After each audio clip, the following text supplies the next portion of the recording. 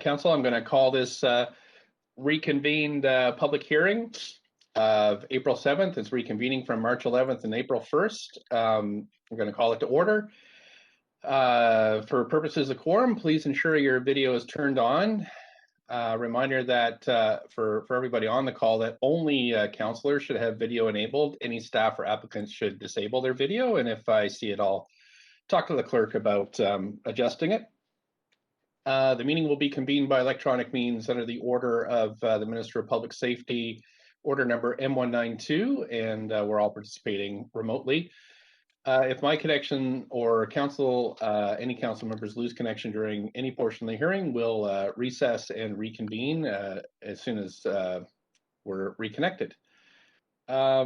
The live stream of this meeting has both audio and video. Video of council members speaking, presentations, amendments, and vote results will be projected to viewers when available. Members of the public can also listen to the proceedings via the live stream and YouTube link, which will be tweeted out at Van City Clerk. Presentations, amendments, and vote results will be projected to viewers when available. I also want to note that City of Vancouver's longstanding commitment to equity, diversity, and inclusion, including utmost respect for all genders. So I remind council that when addressing speakers and staff, we'll avoid using gendered honorifics and will instead refer to the person by the first and last name or role or title. So for example, instead of Mr. Mayor, Mayor Stewart is fine. Lastly, following the updated guidance issued on February 5th, in-person participation for local government meetings is not permitted. Therefore, speakers providing comments to council will do so by phone, and moderator will assist. Great. So with that out of the way, clerks, go with the roll call, please. Mayor Stewart is in the chair. Councillor Carr. Here. Councillor Dejanova. Present. Councillor Fry. Here. Councillor Swanson. Here. Councillor Hardwick. Present. Councillor Wiebe. Present. Councillor Boyle. Present. Councillor Bly. Councillor Bly, are you on the line?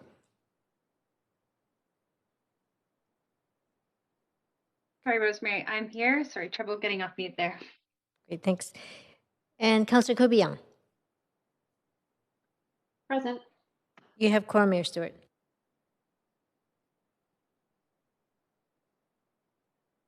Thanks very much, clerks. Just pulling my script up here. Okay. So, of course, we want to acknowledge that we are on the traditional unceded territories of the Musqueam, Squamish, and Tsleil-Waututh nations, and we thank them for their generosity to all who work, live, and play on these lands. I also want to take a moment to recognize the contributions of Vancouver City staff who work hard every day to help make our city an incredible place to live in. Just before we begin proceedings, just a reminder that speakers have 5 minutes to make their comments and should limit their comments to the merits of the report being considered. Speakers should also state whether they are in support or oppose the recommendations and if they are a resident of Vancouver. Speakers can only speak once and should follow along on Twitter at Van City Clerk for updates on the progress of the meeting so they don't miss their turn. Any comments on agenda items can be submitted in writing via our online web form at vancouver.ca/public-hearing-comments, and that link is also on Twitter.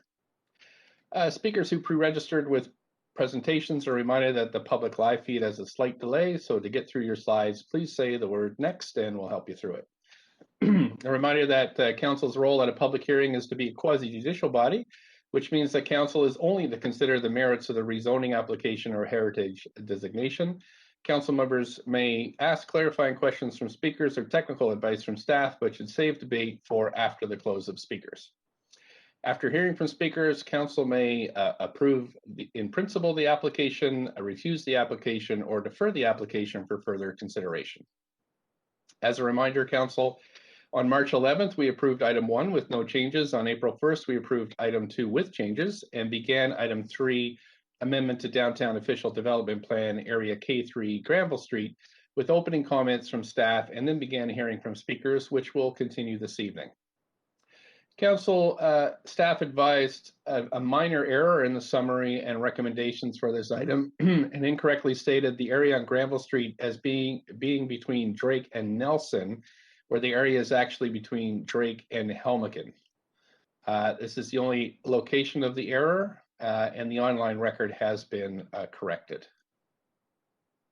If there are any speakers for this item who wish to speak to council, please call toll-free 1-833-353-8610, code 10614445 hashtag, to get on the list before the close of the speakers list. And the number will be repeated throughout the evening, tweeted out, and available on the live stream. Our first speakers this evening will be speakers 9, 12, and 19, who are on the line, but inadvertently missed at the last meeting. Following those three, we'll resume with speakers 26, 27, 28, and so on. So clerks, if you're ready, we can begin with speaker number 9, Catherine Hellenze. My name is Catherine Hellenze. Just a minute, please, speaker. Councillor Swanson? Yeah, I just wanted to say that I missed the last part of this when it was happening before, but I have reviewed the video. Great. Okay, thank you so much. Okay, speaker, over to you whenever you're ready. Please go ahead, up to 5 minutes. Hello, my name is Catherine Hellenze. I'm a resident citizen of Canada, and I'm against this amendment. And really, I want to sort of speak mostly about community engagement. I mean, we received a notice of a proposed change to the downtown official development plan and open house on November the 27th, 2020, where it talked about just secured rental housing. And the language wasn't particularly clear as to what the intentions were. And then on February the 25th, 2021, we get an amendment which now mentions social housing is going to be added. And there's no mention of parking lots or anything like that. And when I've shown the amendment notice, the 11,000 amendment notices that were sent out, when people read an example of it, nobody understands it. I didn't truly understand it until Thomas Daly's presentation on April the 1st, it was very clear, it was concise, and I just don't understand why that wasn't pre-recorded. And there was a link put in the notices given out so that people could spend 14 minutes of their time having a look and really understanding the implications for the neighbourhood. And then the community engagement regarding the process. On March the 11th, we were the third item. And I've been on calls like this before when I understand that, time, sometimes agenda items go on longer, but the city council was advertised to go on until 11:30 at night. The meeting was adjourned at 10 o'clock. On April the 1st, it was advertised that the meeting was to go on till 1 minute before midnight. It was adjourned at 10 o'clock. On both occasions, I've been waiting 3 hours to talk, and I'm just cut off. And it's very frustrating. And then, of course, there was a problem with the lines and that I was passed over. So now it's the third kick of the can, and I can't help wondering sometimes if there isn't a sense of a war of attrition, that people are just going to fall away, they're going to get too tired to phone in. Regarding the actual proposal, in a nutshell, I'm going to say it as I've said it before, we are saturated in this neighbourhood, and we are saturated unfairly so. There is so much social housing already. And Jericho Beach, they had their proposed social housing application withdrawn. It was suddenly an unsuitable neighbourhood. Why was it ever considered suitable? I don't know. Or did Jericho Beach and the environs simply have the clout to get that proposal removed?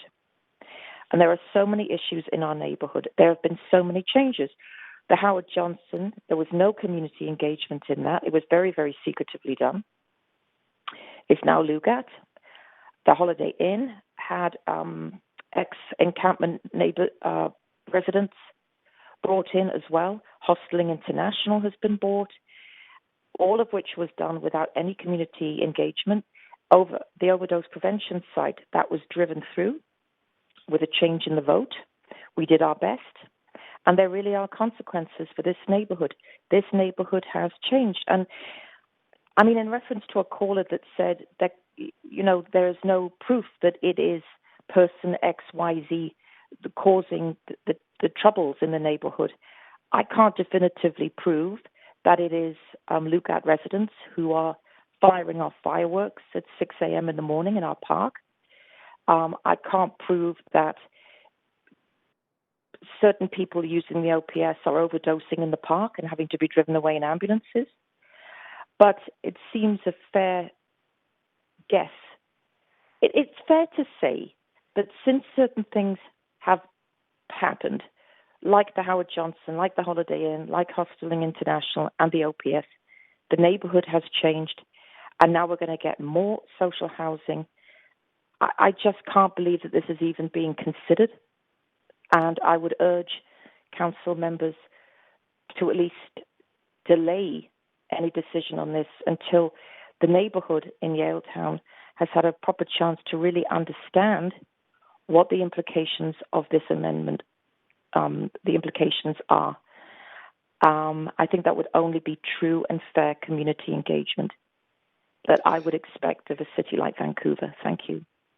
Thank you so much. You do have questions. Councillor Kirby-Young, up to 5 minutes. Please go ahead.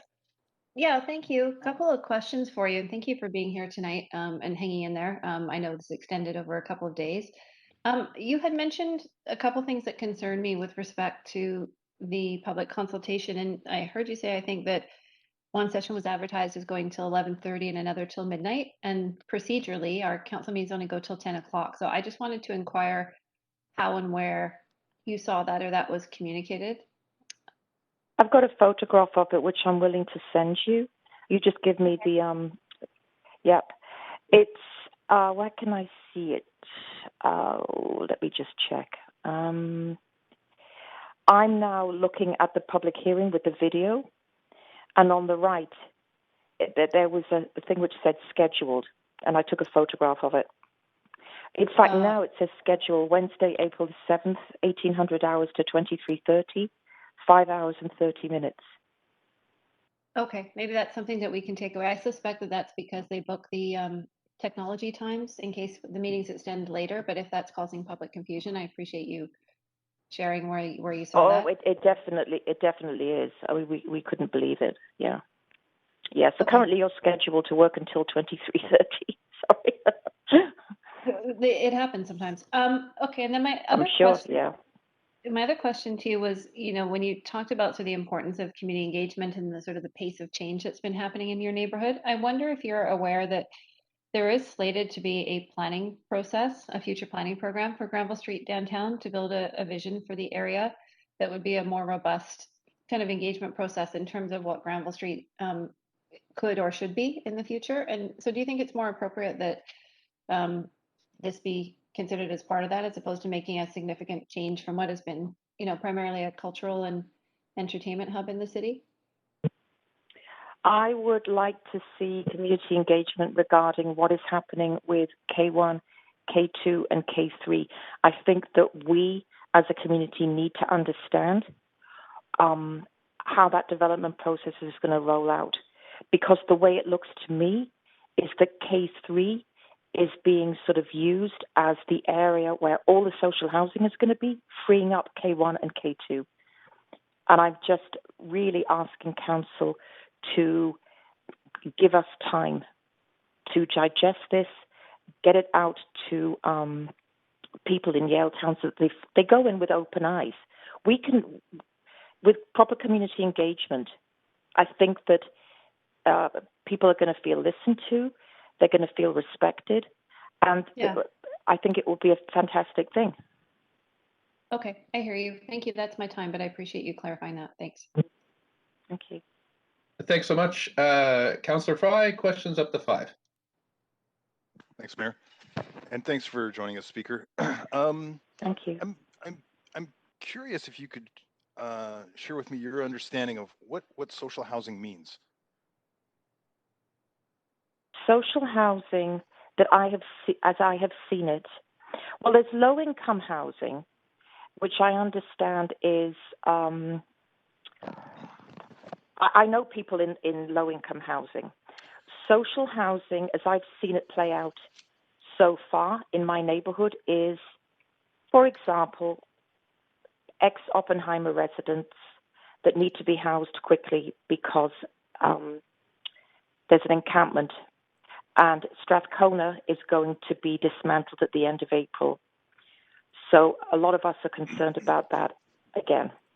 I don't know if I'm wrong in thinking that, but.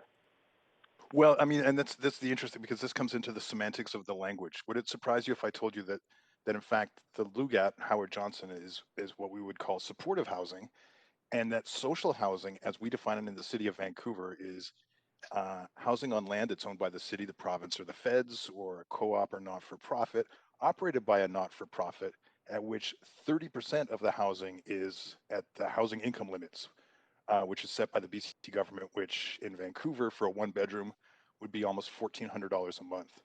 Would that surprise you to know that that is how we define social housing? Well, I think based on the way it's played out in my neighborhood, with an overdose prevention site being parked right across a children's playground, we don't know what to expect, to be quite honest. And that's a very nice idea, 1,400.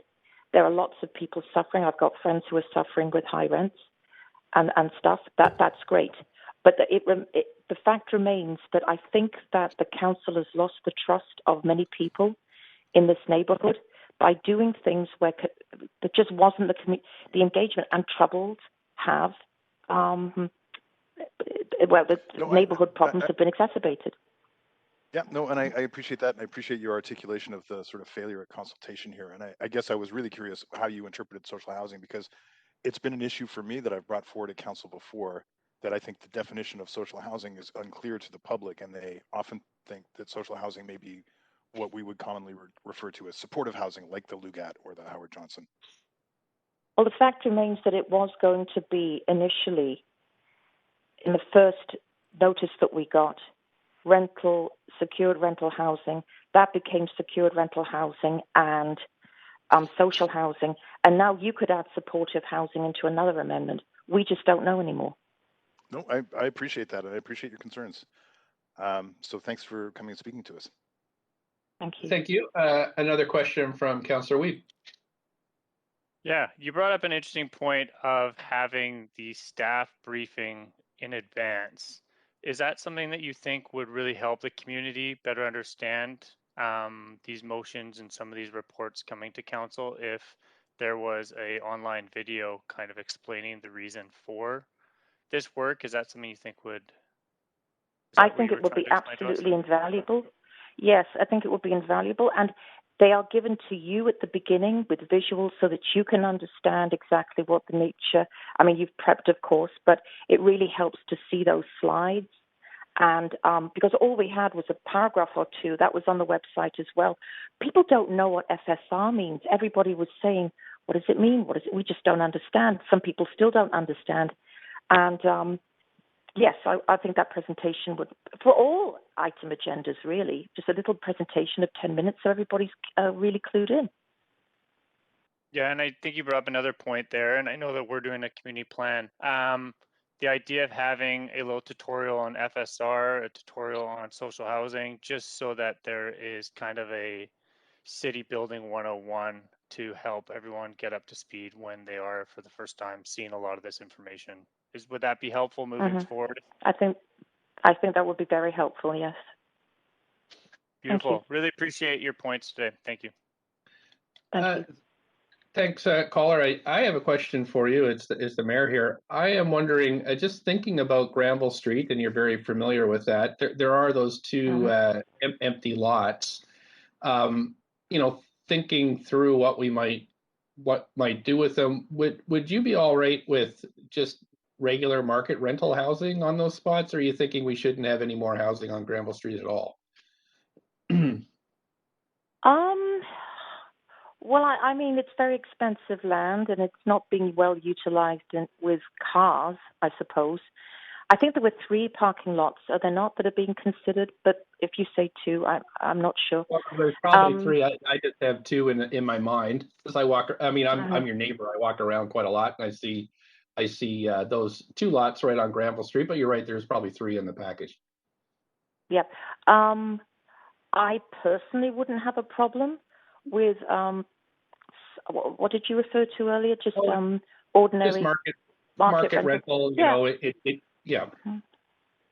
I think that would be fine. Yes, I mean, absolutely.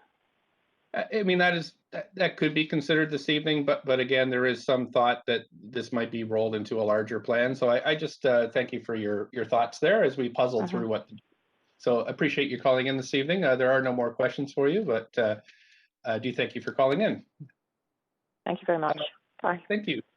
Okay, bye-bye. Council, we have speaker number 12, Michael Geldert. Next. Yes, good evening. My name is Michael Geldert. I appreciate Kate's comments. I'm a resident of Vancouver, and I speak this evening as a director of the Safer Vancouver Society, which is a nonprofit organization seeking the highest standards of care in the formation and implementation of public policy impacting community safety. I speak to you tonight to remind you, please do not lose the forest through the timber.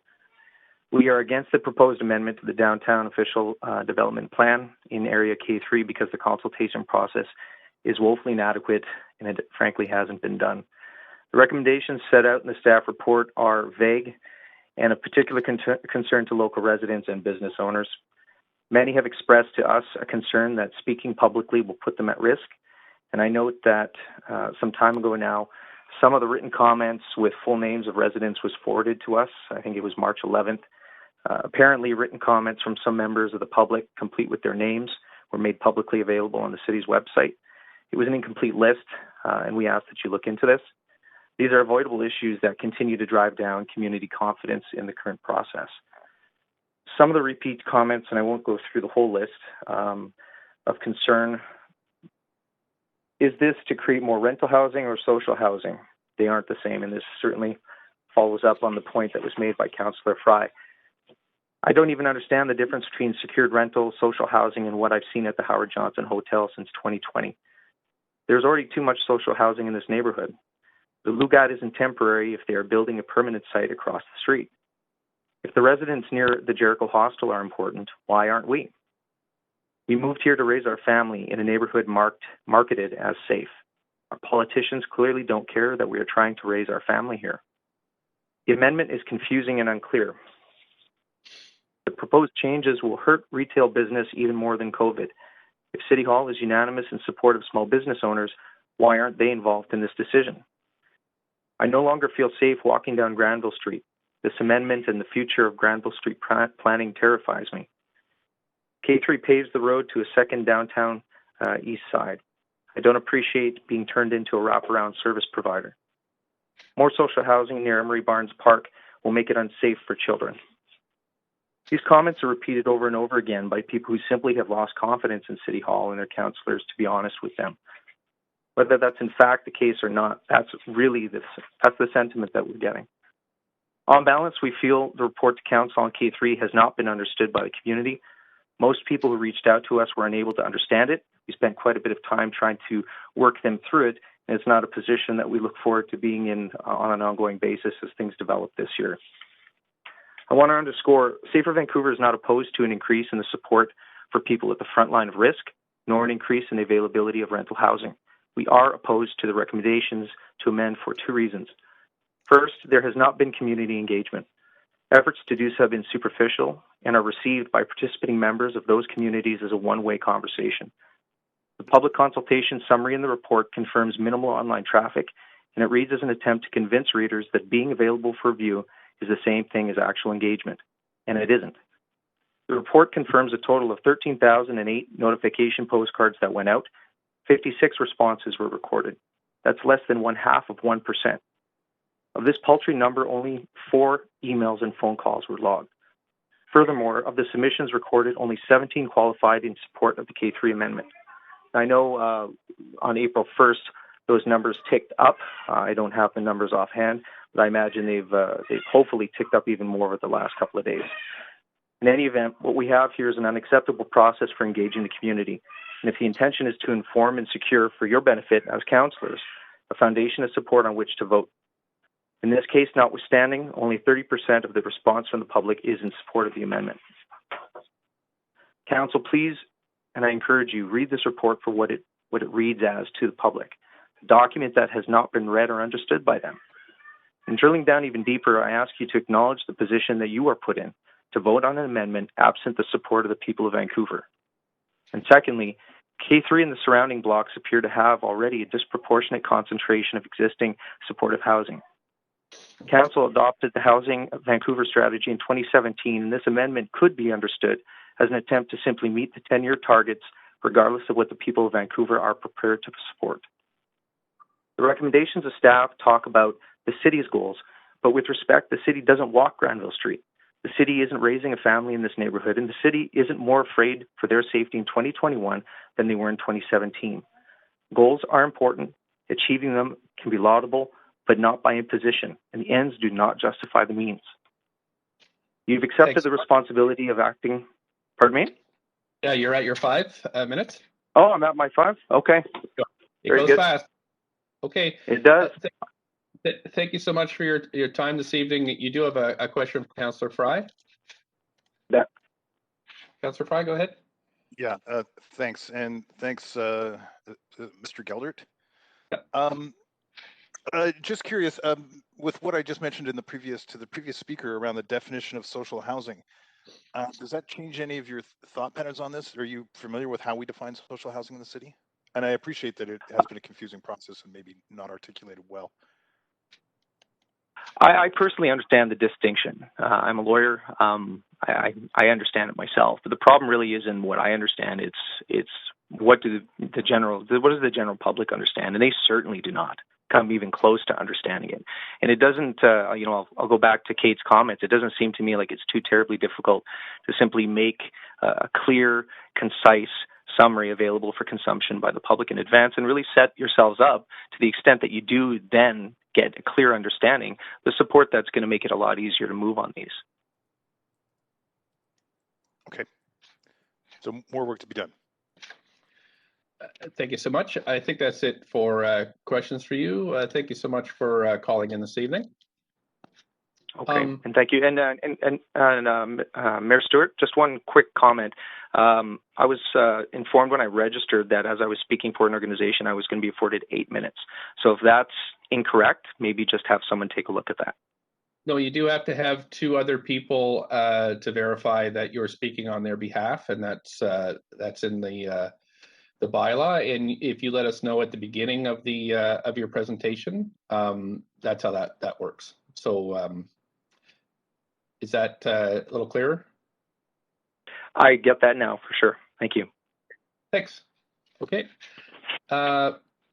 Council, just on the just the clerks have let me know about the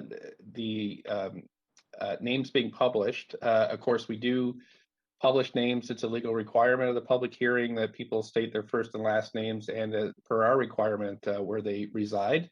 Although we don't publish contact info, we would just say, for example, if they're a resident of Vancouver or not. So just to be clear, that's a standard practice.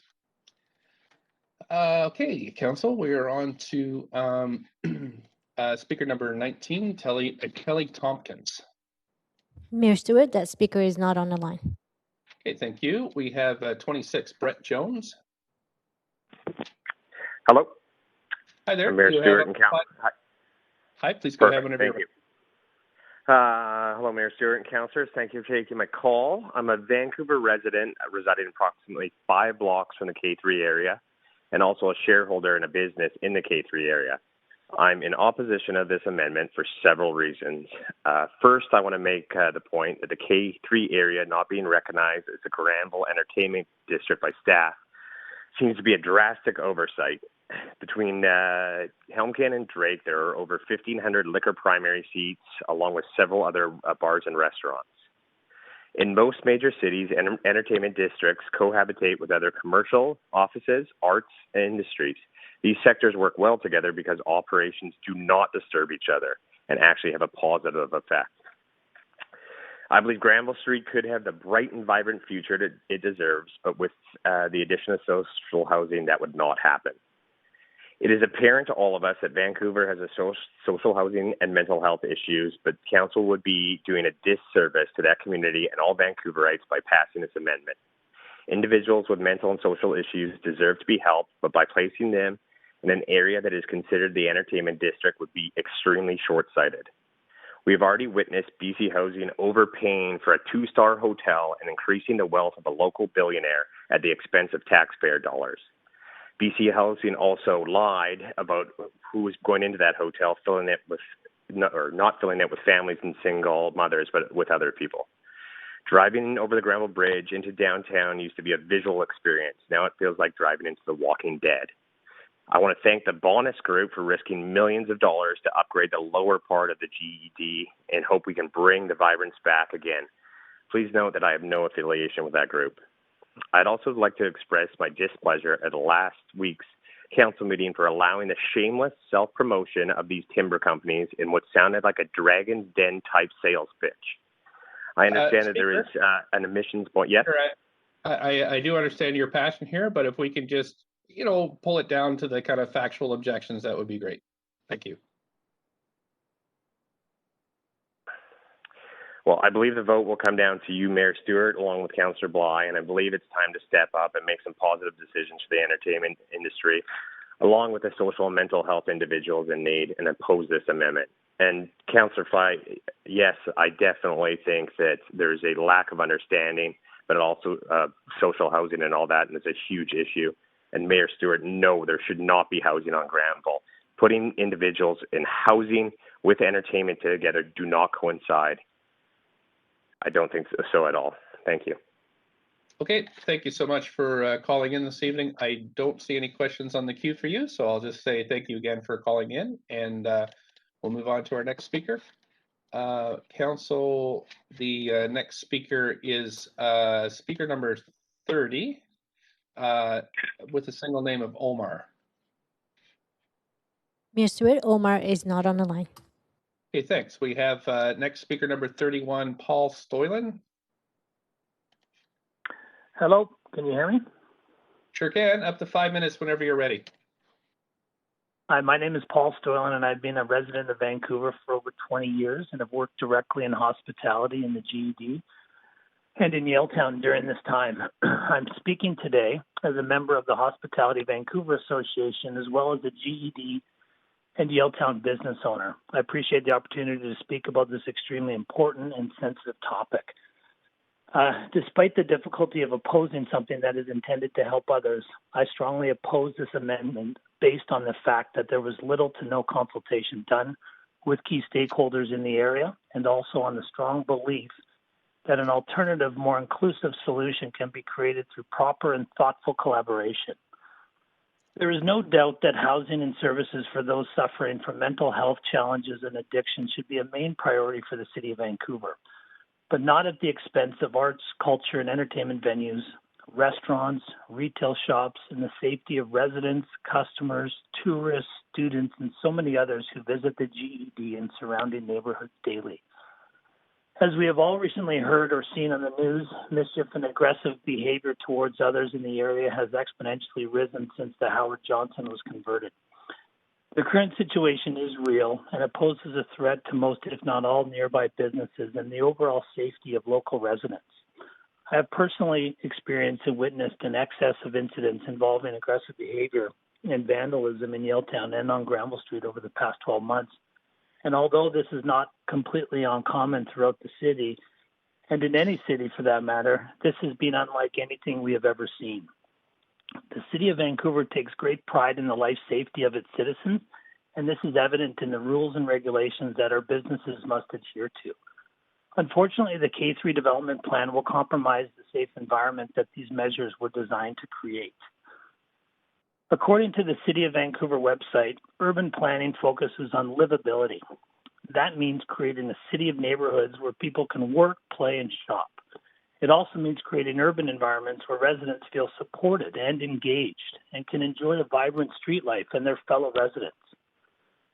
The website goes on to state that in building our livable, sustainable city, the city will facilitate high-quality urban design that contributes to an attractive, functional, memorable, and safe city.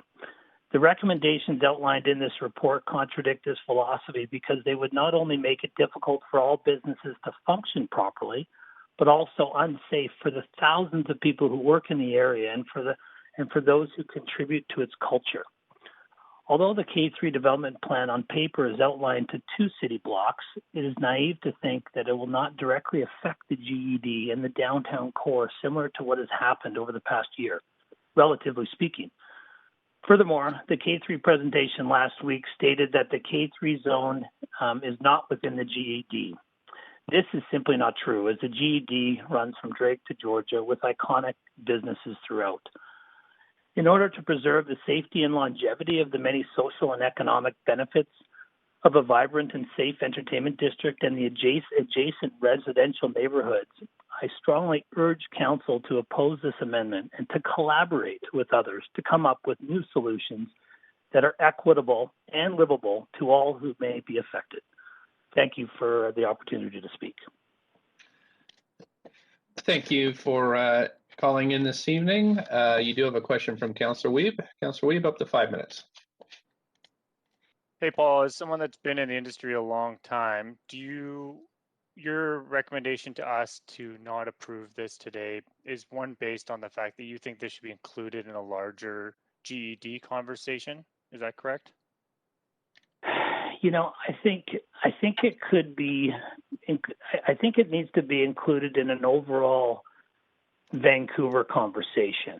I don't have the answer to that, Councillor Wiebe. I do believe, you know, a collaboration with the province, with different groups, needs to be done, and it needs to be carried out in a thoughtful and an inclusive manner. I just think, and I strongly believe, that this entertainment district was created so many years ago by the city and so many other stakeholders that have just put everything into it. And, you know, I think the entertainment district needs to be an entertainment district. And, you know, I don't think it's a case of NIMBYism. You know, as many speakers have stated, there's a lot of supportive housing, social housing in the area. And, you know, I think, you know, as we've seen, you know, we may have reached the threshold for the area. And so we should be looking at other areas and potentially working more closely with those that are already in the area in supportive housing. You know, I think we just got to, we can't rush this. This is just an extremely sensitive topic. I do respect that. And I just think that this is, you know, the downside of this is just far too great. Jobs are going to be lost. The vibrancy of the city, the entertainment district's the gateway to the downtown core. And this is not going to, it's going to, I think, hurt the city overall. And then I guess one of the things you said is that if we do have a larger conversation, that you think there could be a compromise that would make this a vibrant streetscape that supports community safety and can have kind of that entertainment district that was kind of visioned for in the past. Is that what you're hoping for? Yes, absolutely. I think it's a collaborative approach. I think a collaborative approach could work. And I think, you know, so much has been done and there's infrastructure and the foundation has been laid over the past 50 plus years.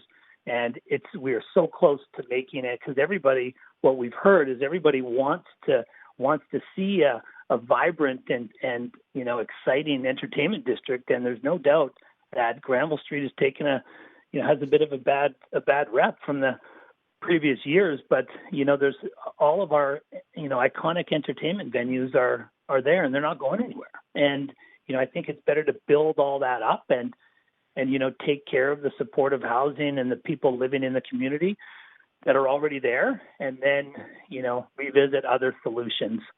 That's how I feel about it. Did that answer your question? Yeah, and thanks for bringing that perspective. Thank you. You have a question from Councillor Kirby-Young as well. Go ahead. Oh, you're on mute, I think, Councillor Kirby-Young. Hi. Thanks for speaking. I just want to follow up on Councillor Wiebe's direction and questions. And the recommendation that we have, one of the recommendations in this report specifically says that as part of the efforts to advance and implement the Vancouver plan, Council directs staff to report back in 2021 with a draft scope of work and budget for a future planning program for Granville Street downtown to build a future vision for the area. I want to be clear as to whether or not you would support that, or if you are saying more explicitly that you already feel that there is an established vision for this area as an entertainment, arts, and cultural hub, and it really is more about revitalizing and maximizing and evolving that existing vision because this street has a purpose. Can you comment on that? I just want to get really clear on where you sit. Sorry, I don't really understand the question. Could you mind repeating that? Yeah, so maybe I can break it out this way. In simple, there's a recommendation in the report that says there should also be a broader planning process for a future vision for Granville Street downtown and decide what a vision would be. And I'm asking if you think there is already a vision for Granville Street that's defined as an arts, cultural, and entertainment hub, and that really it's about working to make that the best it can be as opposed to determining a new vision for the area. Yeah, I guess thank you for clarifying. My answer would be yes to both. I think, the foundation's been built, but there's so much more work to be done. And I think a collaborative approach and a proper consultation process, I think, is needed to make it truly what it was intended to be. That vibrant kind of cultural destination that people love and have all the great memories of, right? Absolutely. Yeah. I think it's the hub. I mean, there's a reason. I mean, everybody references the Olympics, and the Olympics, obviously it was a long time ago. I think everybody in the entire city was expecting the everywhere to be busy, but what was busy 17 days straight was the Granville Entertainment District. And, I think that's what people reference quite often, and I think they want to see that, and people from all over Metro Vancouver and all over the world. It's such a culturally relevant neighborhood, and I think we need to respect every neighborhood in the city, and equally the people that need help with supportive housing and mental health challenges and addiction services. So thanks. I hear you. And that's how I feel. I hear you on the importance of having a cultural destination and the attraction that is. Thank you for speaking. Great. Thank you. Thank you. I also just have a quick question for you. I was just wondering, you do see entertainment districts around the world. I'm pretty familiar with, like, say, Soho in London, where there is more of a mix of residential and, different venues, say market rental housing, just to avoid the current controversy. Do you see any room, like, say, along Granville Street for rental housing if it was located over top of venues, say in those empty lots that you see, or do you think that just shouldn't be considered at all?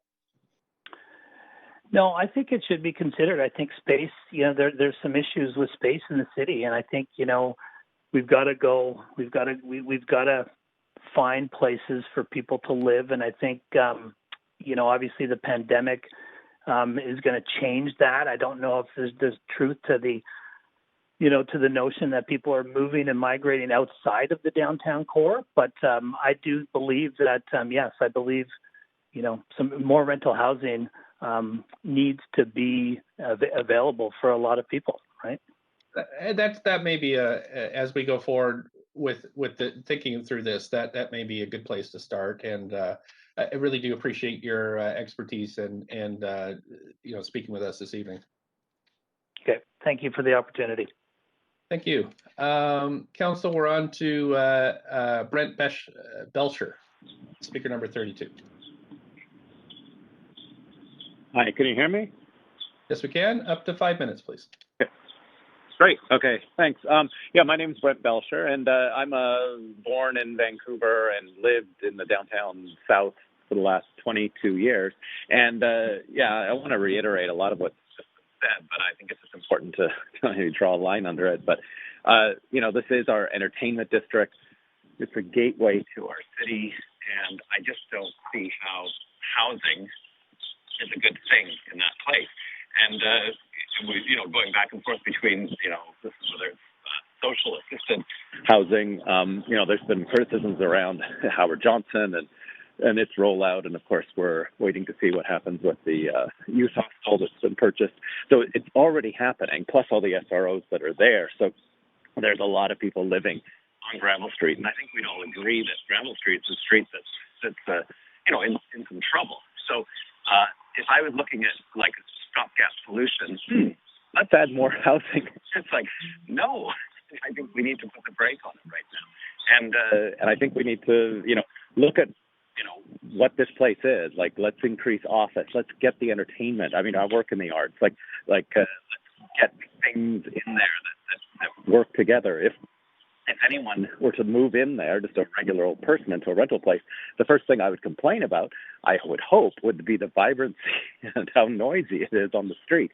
And what we want is one street where we can let loose and have a party, and that's what Granville Street is. So it's not a place to put people that have addiction issues and such. That would be a terrible sort of mismatch in my opinion. So that's my 2 bits. Thank you so much for calling in. I don't see anybody in the queue, but I do have a question for you. Councillor Kirby-Yung, I'll let you go first. You go ahead up to 5 minutes. I didn't have myself on the list. So I think that was a holdover. Okay. Sure. Speaker, so I was wondering, I wonder if with the kind of, if we think about Granville Street and the entertainment district and its the gateway entrance, what about things like more hotels on Granville Street? Is that something that you might think would be valuable? I mean, that's kind of outside the list of what you meant. Yeah, no, absolutely. I mean, I just grieve every time our city I get the issue that we're trying to house people, but every time I see another hotel that's being purchased, of course, these days with COVID, hotels are in trouble and there's nobody here. But we have a severe lack of hotel space in Vancouver. I used to work in the meetings and conventions, business, and the fact that Vancouver doesn't have a 1,000 room hotel negates us from tons of conferences that would come to this city. So. Yeah. Absolutely, we need housing. I want to see that youth hostel. That's an important demographic of people that can't afford regular places. So I worry that when we take that away, what's going to be replaced with that? So absolutely, yeah, let's build the hotels. Yeah, and I think that what we've been hearing tonight is folks want more of a conversation around this, and would that be kind of what you're hearing too? Well, yeah, and the fact that there's a plan that's supposedly coming down the pike in about a year, this stopgap to me is not a solution. Let's take a breath and just make sure we make the right decision. Yeah. Okay. Thanks for your thoughts this evening. Appreciate it. Thank you. Thank you, Council. I think that's it for registered speakers. So I'm going to make my first call for any other speakers who wish to speak to this Mayor item. Stewart? Yes. We have 3 more speakers on the line. Oh, on the line. Sorry, did I miss? The next speaker is speaker 35. I'm sorry, I didn't go to the next page. So apologies to speakers. Speaker number 35, Samantha Hayes. Hello, can you hear me? Yeah, sorry about that. Of course, you have up to 5 minutes whenever you're ready. Please go ahead. Okay, thank you. Hello, Mayor Stewart and City Council. I'm Samantha Hayes, a resident living 2 blocks up from K3, and I oppose this amendment. First off, I'd like to say I agree with everything most of the previous speakers have said. This neighborhood is way too saturated. I also agree with the previous speaker that almost everyone supporting this amendment, obviously not all, but most, are the developers, lumber suppliers, and those making money off this development. Anyways, I believe there are many issues with this amendment. The first point being that I'm sure you're all aware of the current situations at the Howard Johnson and others, but also the Murray Hotel and SRO that is located 2 blocks up from Granville on Helmkin and Hornby. I live directly next door in a beautiful brand new building. Moving here, I was beyond excited to be living downtown Vancouver as a young professional. However, that dream turned into a nightmare due to SRO, social and subsidized housing, placed in a beautiful, thriving area. What the Murray Hotel has brought to this block/neighborhood is a prime example of what will continue to happen to Granville Street and the surrounding area. Every day I walk out of my building, I'm welcomed by a tenant or visitor of the Murray Hotel doing drugs in broad daylight, crime scenes of those who have committed suicide, which some of my neighbors have personally witnessed. I know this is brash, but it is real. This is what we personally deal with, as well as drug deals, use dirty needles that we have to step over, smash windows to residential and retail buildings all along the block.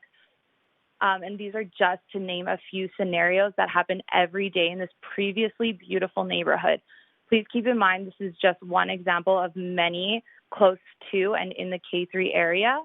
I cannot stress this enough. This is the wrong location for this development. This block of Granville Street is the heart of our entertainment district.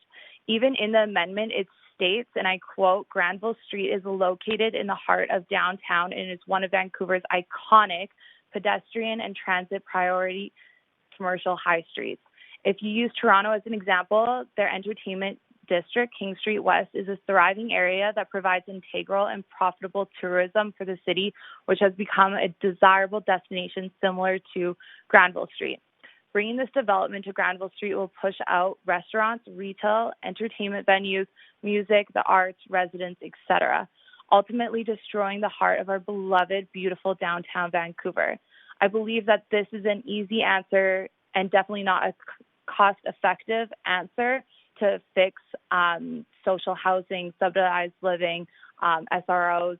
I truly believe in fixing an issue at the root of the problem, which is obviously providing resource for mental illness and rehab facilities to those that cannot afford it. These houses are definitely not providing that. And I know SROs and social housing do not cause addiction or crime, but it does enable it. Overall, there are other location options. Granville should not be an option on the table. It will ruin the future of our entertainment district. Lastly, I just beg you to look into other options. Vancouver is too beautiful to be destroyed by bringing these type of people into this area that is just not suited for it. Please take this all to heart, and that's all I have to say. Thank you, Speaker. No questions. On to the next speaker. Jeff Leung, speaker number 36. Jeff Leung. Mr. Wood, that speaker is not on the line. Thanks. Roxy Feller, speaker number 37. That speaker is also not on the line. Okay, we have speaker number 38, Carrie Bonus. Hi, Honorable Mayor and Council. Thank you for granting me an opportunity to speak today. I'm speaking on behalf of myself, my brother Dino Bonus, and Serena Rubio, and tens of tenants for our company, Bonus Properties. May I be allotted the 8 minutes accordingly? Clerks, I'm just going to check with the clerks. So just a second, Speaker. 1 second, I'm going to check with the clerks. I'll get right back to you. And if you could hold my time while you figure that out. Absolutely. Yeah, we'll reset it until I'm clear. I'll be right back to you, Speaker.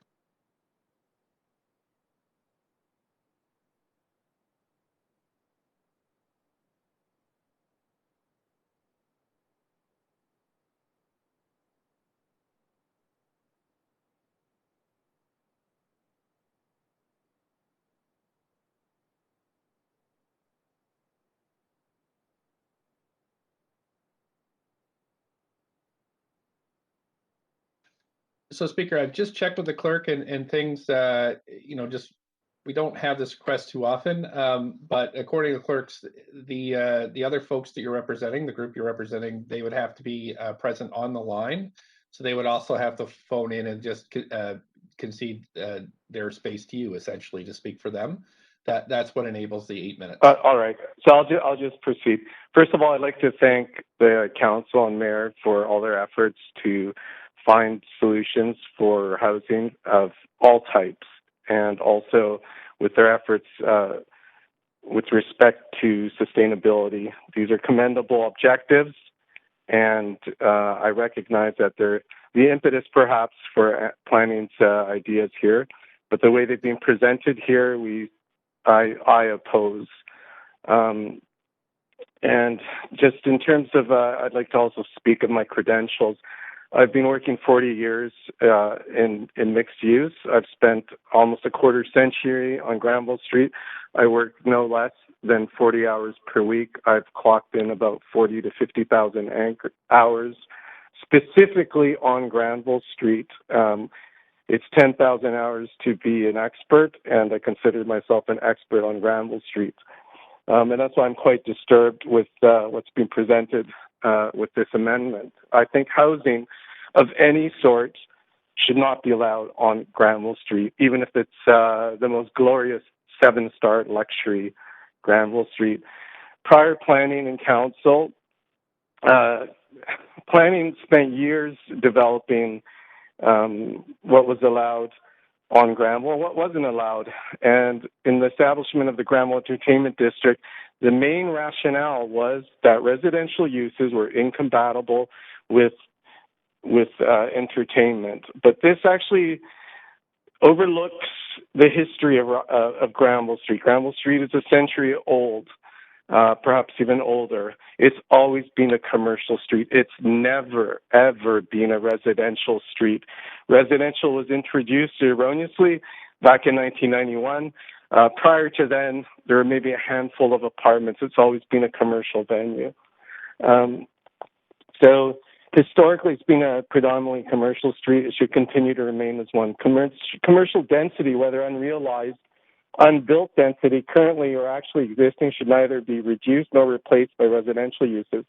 Commercial use is part of its history, and the densities contemplated here of 5 to 6 FSR, 5 to 6 times the site, were built 100 years ago. And I used the Tom Lee example at 929 Granville Street, where we repurposed the building, and currently Deloitte & Touche is there with the 750 employees working out of that office.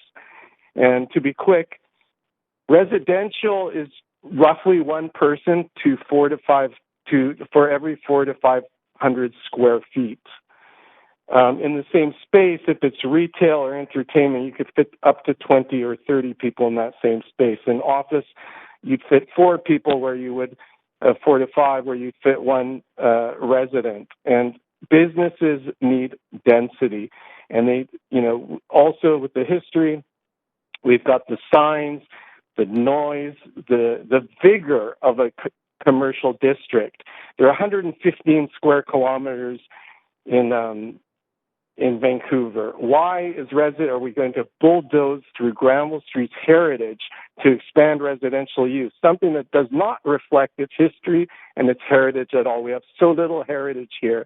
Are we doing this just because we're being bullied by the province because it's politically expedient to do so? To the other callers' statements about hotel use, I was told by planning we have a shortage of 3,000 to 5,000 hotel rooms, and now we're going to convert spaces that are ideal for hotels for residential. And even in the presentation we see on Gastown, the building, it's falsehoods that there's that businesses won't be displaced. In the presentation, using a comparable site on Granville, on Gastown, on Water Street, it shows a small retail and all residential above. How can we have residential if we're going to have 40-foot bright kinetic neon signs? I urge you not to pass this. And also, we've been studying about building, and we have 2 properties on the K3 zone, and we've been looking at doing mass timber exclusively for commercial use. So I urge you, for all the reasons everybody else said, there wasn't proper consultation here. There are a lot of falsehoods from the planning. Feel free to ask me. I can tell you what they are. That's my 5 minutes. That's the 5, but you do have a question from Councillor Fry. Councillor Fry, please go ahead. Thanks, Mayor. Thanks, Mr. Bonas. Nice to have you join us here tonight, and appreciate that your family has a long history on Granville Street, and we've reminisced about the old crack joke. And we're keeping it alive. Yeah, you're bringing that back, right? Yeah, I would love to, actually. Well, so I'm curious because I know your family's had holdings there and been involved in a lot of the businesses that have helped kind of define Granville Street over the last few decades. Have there been conversations with the city and sort of direction on where Granville Street could go as an entertainment street, and do you have any kind of longer visions that you can share? Not asking about the Commodore per se, but just visions of Granville Street and what it might look like. Yes, I mean, right now on 900 block, I mean, this is where I'm quite perturbed because 3 years ago, we asked for additional space to basically exactly what's being asked here for, but for commercial use, which is consistent with the heritage of the city.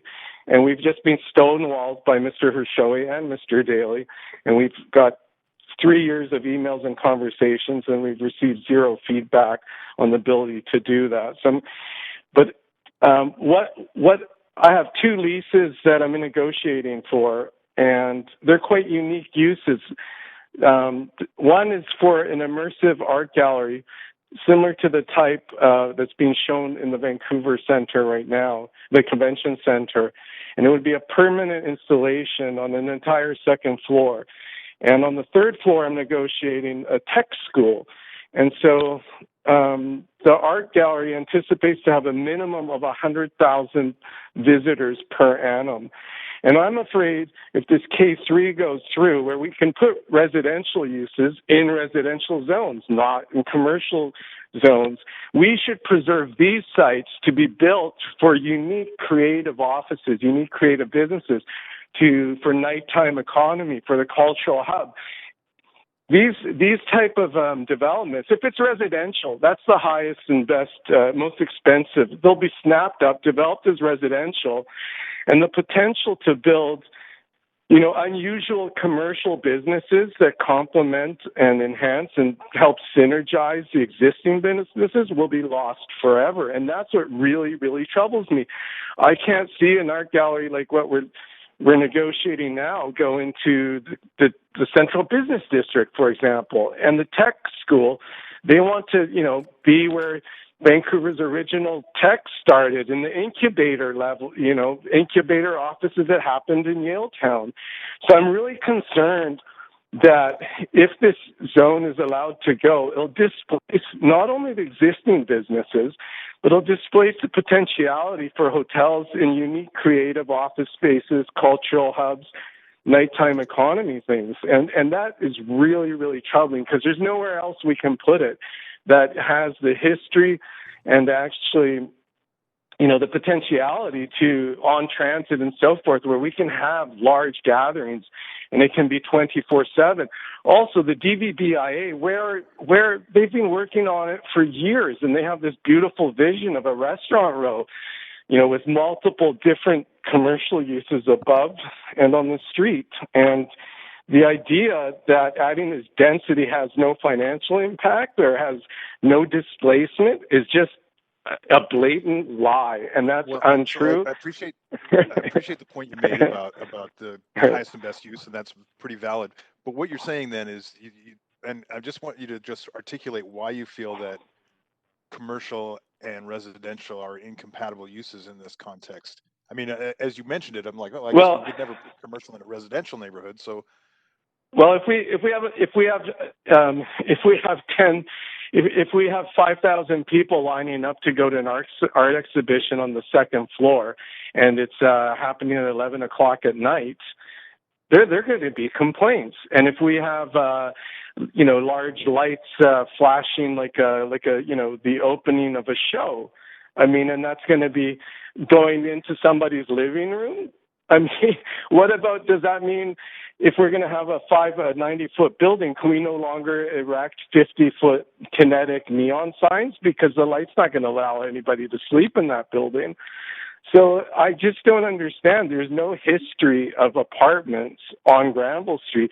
The history, we were renowned throughout North America for what was going on Granville Street. We should be acting to enhance and build on that century-old history. We shouldn't be bulldozing it through for just simple, ill-advised ideas that that aren't backed by fact, and they were entirely lacking in proper consultation with stakeholders, with the Downtown Business Improvement Association, and all the neighbors and existing businesses.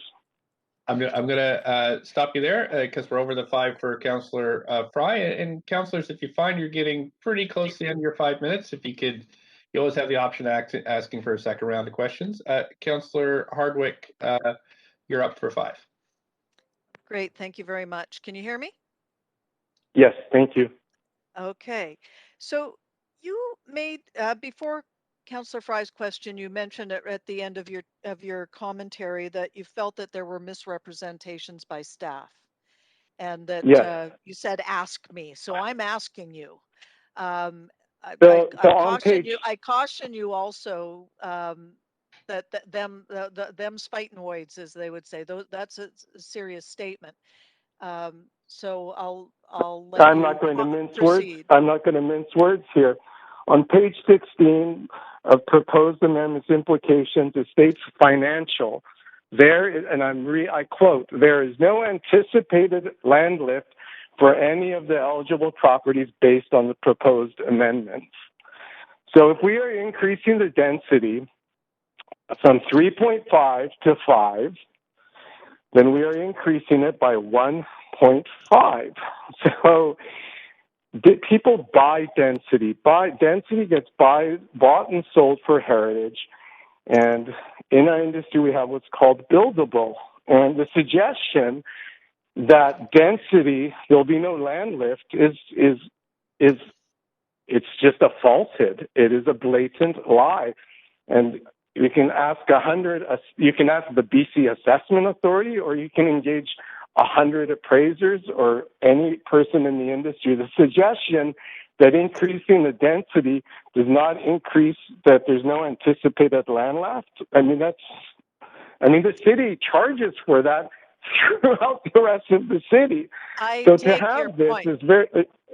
Sorry to interrupt you, but I've got limited time. So that's one. Sure. That it is absolutely, you're absolutely right. If you are increasing density, you are increasing land lift by definition to highest and best use. That's the way it's evaluated. You are right. And so I've made a note of that particular point. Point taken.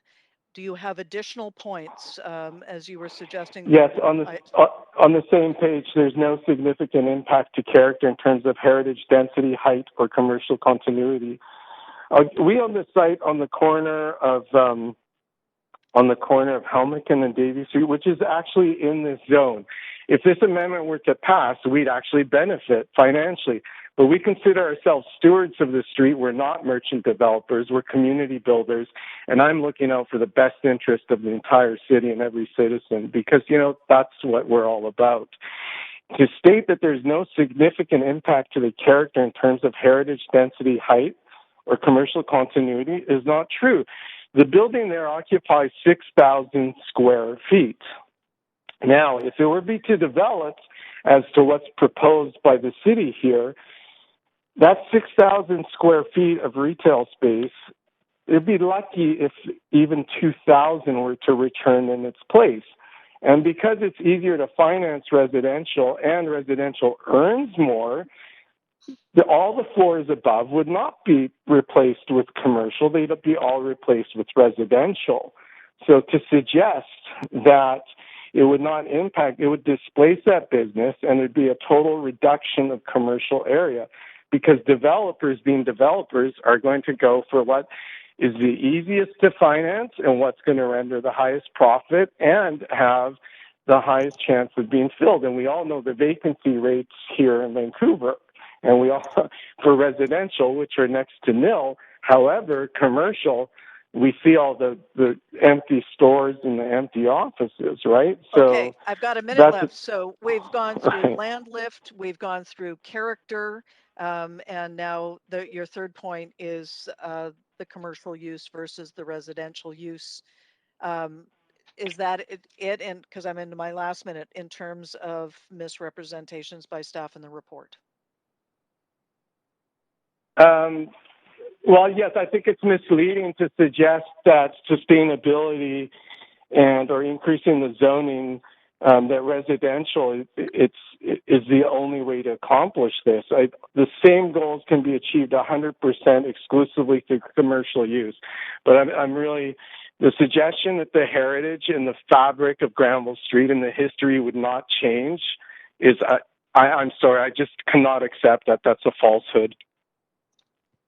really appreciate, and I'd love it if you in an email the points share with council. Thank you. Thank you. Thank you. Councillor Kirby-Young, up to 5 minutes. Yeah, thanks, Mayor. And thanks, Mr. Bonus, for being here. You said a couple things that really stood out for me, and I want to tease it out a little bit. I know it's been touched on, but it's important. And that was when you talked about residential highest and best use and losing the commercial. It made me think about what we're experiencing with our industrial land, because so much of that was converted to other commercial use. And I'm wondering if you see a parallel here, that with the continued kind of focus on residential and sort of conversion from commercial to mixed use and commercial into residential and housing, that we could be facing sort of a similar situation in terms of commercial space. Is that sort of a reasonable analogy? I think that's a very astute point, and I worked when the city was engaging stakeholders and industry people. I worked on the jobs and economy team. I think it was about 10 to 15 years ago. And part of that was stressing the importance to retain industrial space and also jobs and economy space, primarily on the Broadway corridor and surrounding areas, and also in the downtown core. So I think that's a very fair analogy. And I'm just afraid this will open the gates to what happened in the past. Residential is the highest in demand. It's the easiest to finance, and hotels are next to impossible to finance now, only to be even more difficult from COVID. But there was a moratorium of the conversion of office space to apartments, and that was sort of triggered from a development that happened on Georgia Street. And there was and I'm afraid if we allow this this opens the gate for a further attrition of commercial space, but also commercial space that is truly unique and creative and within heritage buildings. We can't create this streetscape. We can't create, we can't create a Disneyland. So we really need to preserve and enhance and add the density and readapt these buildings for unique cultural and commercial uses, and we should not be converting them to residential uses. We need to retain this area. Yeah, so on that note, in terms of, sort of retaining the uniqueness of the area and the uses, do you think that there's untapped potential in terms of those unique arts, cultural, tourism uses, and that would be a better exploration if you're trying to look at, using the land 100%. Absolutely. Okay. And I think I'm really afraid of lower end hostels and hotels. I mean, what's going to be left if all these hotels are going to be bought out? Are we just going to have $500 to $700 hotel rooms? Like, tourism is very important to the city. It's important, for building our brand, attracting businesses, attracting tourism, and just for the mom and pop retailers in food and beverage. And I think we need to grow culture and unique uses, and certainly we should be upzoning for hotel use on this street. This is where it belongs. It's on mass transit. We can put residential anywhere, but we can't put hotels anywhere. And hotels, we've got the Canada line. This is where we should be pushing for as much hotel space as possible. And hotels, it's all synergistic in terms of what it can do for both the retail, but also the arts, the nighttime economy, the gatherings, St. Patty's parades, and so forth. And I love what happened, as Paul said earlier today, at the Olympics.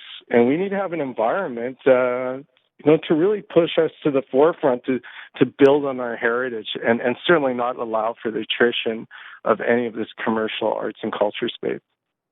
So, sort of recapping then, what I hear you saying is we've got a shortage of arts, culture, and performance supporting spaces. And do you share my concern that with the identified, quantified shortage of hotel rooms prior to COVID, that when this industry does recover, if you have taken those hotels out of the mix, that we're actually not going to have capacity to build our tourism sector back, because we've now converted so many of those mid-range hotels into housing?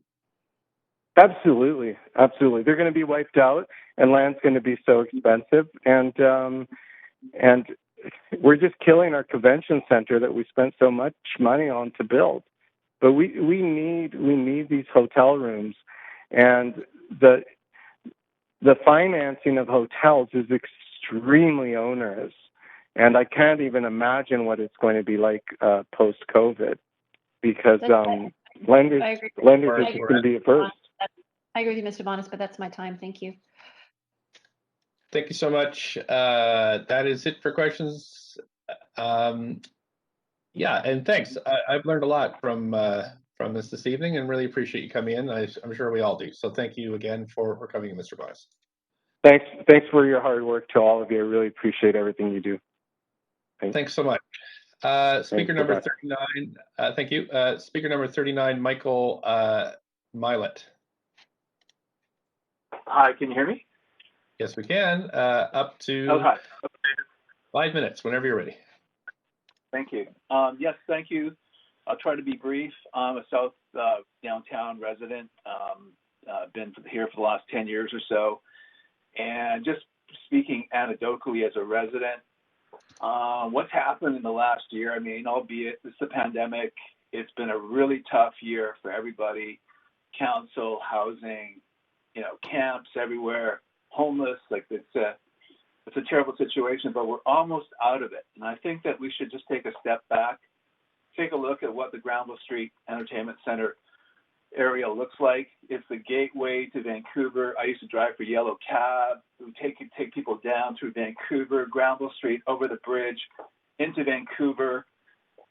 People are expecting hotels, restaurants, culture, entertainment, not specifically housing downtown. And I think we should take a step back. I think a couple of people have mentioned that there's a bigger plan for the Granville, from Drake to Georgia. I think that's a really wise situation. And then on a personal note, the last 12 months have really made our livability downtown really compromised.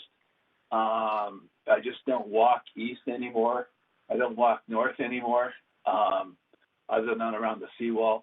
I love walking downtown Vancouver, going to Chinatown for lunch, whatever.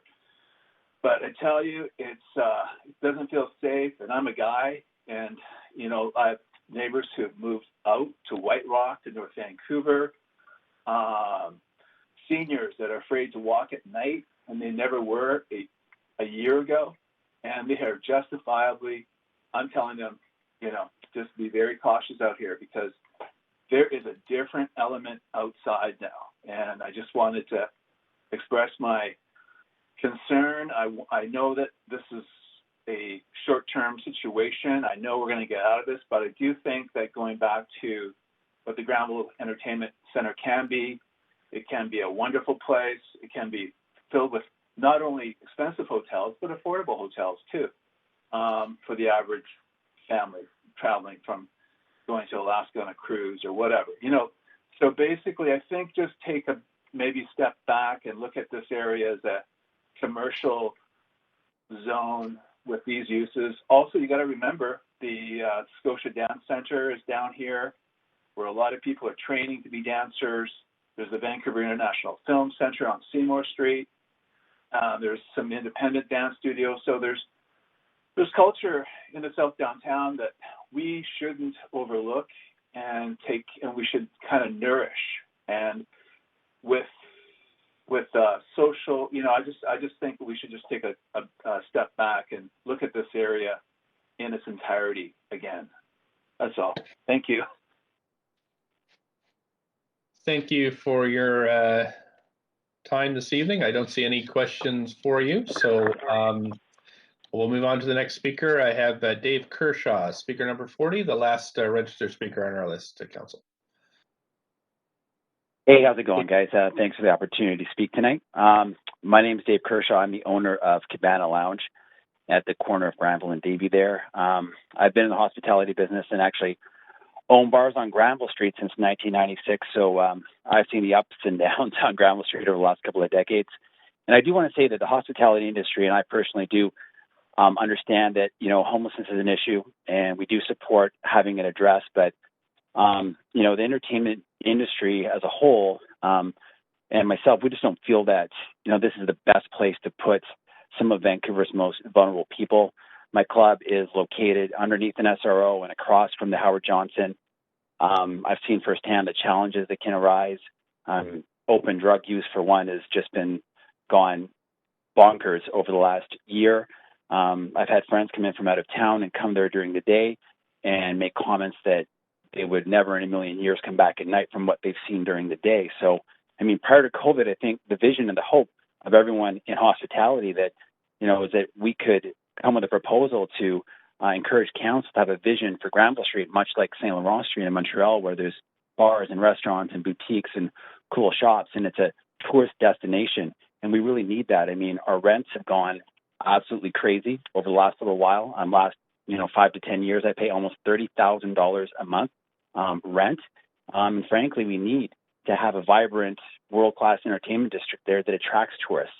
And I believe that Granville Street should and could be, a thing to check off your list when you come to Vancouver, not a place to avoid. So I would therefore ask you kind of at least reconsider approving this amendment until further analysis has been done. And that's really all I have to say. And thank you for your time. Thank you for your time. Just checking here. I don't see any questions from council, so I'll let you go and say thanks so much for participating tonight. Thanks, and thank you. I don't see council. We don't have any other registered speakers, so I am going to call the first time for speakers who wish to speak to this item. 1-833-353-8610 1061-445 to get on the list. And I'll just clerks are informing me that we have we have Kelly Tompkins on the line to speak to us. Hello, can you hear me? Sure can. Up to 5 minutes, please. Okay. I am opposed to it, and I just want to express my feelings on what has happened the last year in our neighborhood. I live in Yaletown. I have lived in Vancouver my whole life, and I worked downtown at Seymour and Robson for over 30 years, and I've seen Granville Street go up and down where there were times that it wasn't the greatest place. But nothing like I've seen since last March when the Howard Johnson was converted into a homeless shelter. I know when it was first renovated, it looked they sort of cleaned it up a bit. Well, if you walk by there now, it is appalling. The landlords that are running that, because there's wet, dirty clothing hanging out the windows. There is stuff that could fall on people's heads. Just the whole building is just an eyesore. But not only that, we have people shooting up in Emery Barnes Park. The neighborhood isn't safe anymore. It's dangerous for women to be out, that's for sure. I've seen many different violent things happen at, say, the 7-Eleven on Helmickin and Homer, where there's been violent drug-fueled people, one swinging a chain at people, and we have to have a lot of police come down. And I just don't think. I think this has to be changed. And the rents are astronomical there. The property value's really expensive. So why on earth would you move more people into this? We're at a breaking point. And I don't understand why. I see no logic in moving more homeless people into that neighborhood, because imagine what's going to happen when people come out of the bars and things like that. And there's people with weapons. How many weapons did they find in the Howard Johnson? So I don't know. It's the last year our neighborhood has changed so much it's not even recognizable, and our safety is in jeopardy. So that's all I have to say. I'd be very disappointed if people aren't heard because people aren't happy about this.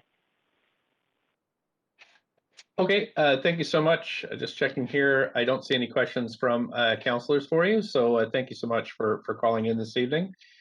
Council, I'm making my second call now for speakers. The number is on the live feed and on Twitter, as well as the login. The participant code.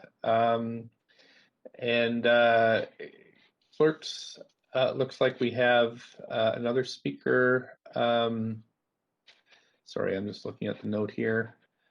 Speaker number 21, Tamara Frace with a PowerPoint.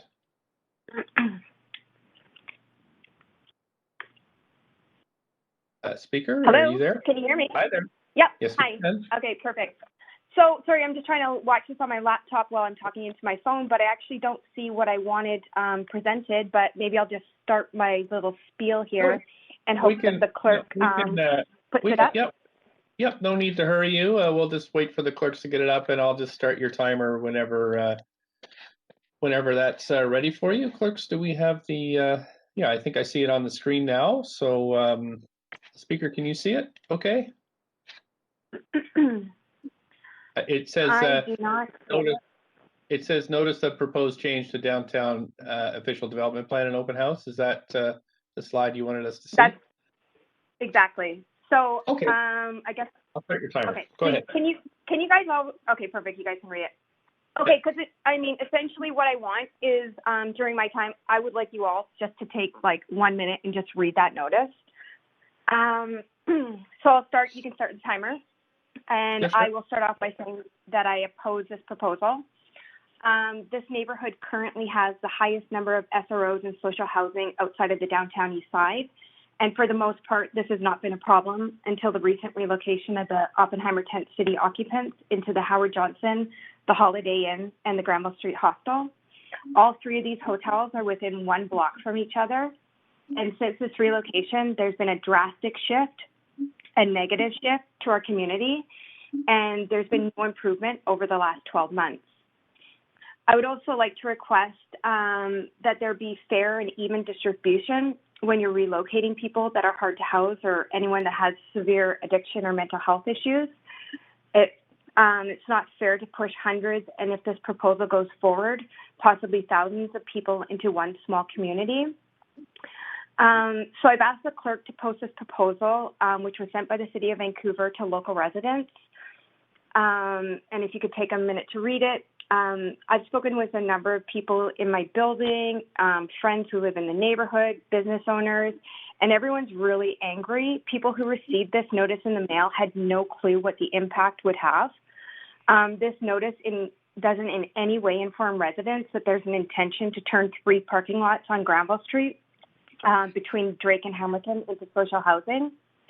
The language in this proposal is unclear, it's ambiguous, and I believe it was intentionally meant to be misleading. And for these reasons that I'd like to request that this entire process start over.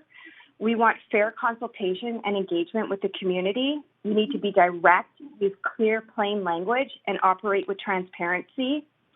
If the intention was to build social housing on 3 parking lots on Granville Street, that will drastically change the fabric of this neighborhood.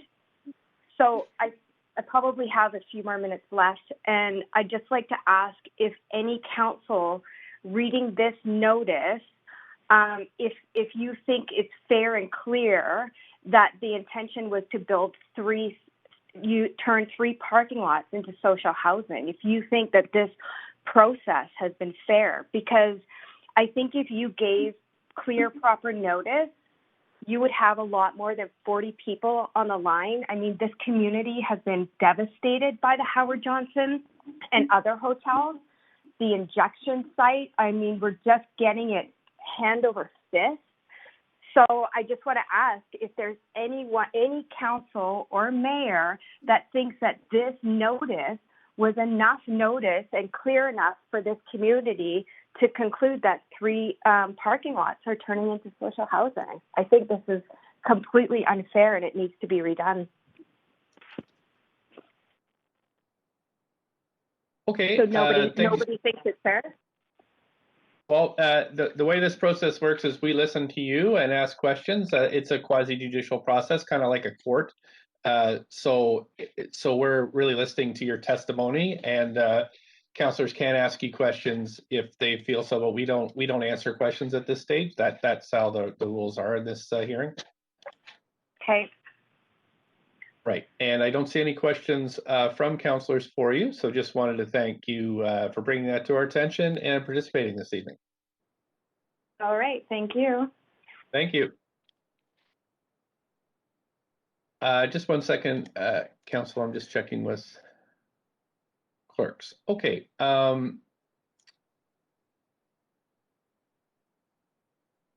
Okay, council, so we've had 2 calls now and speakers, so what I'm going to suggest is we take a 5-minute break now and just wait for other speakers to call in just to give folks a chance. And it is 7:31, so let's 7:36.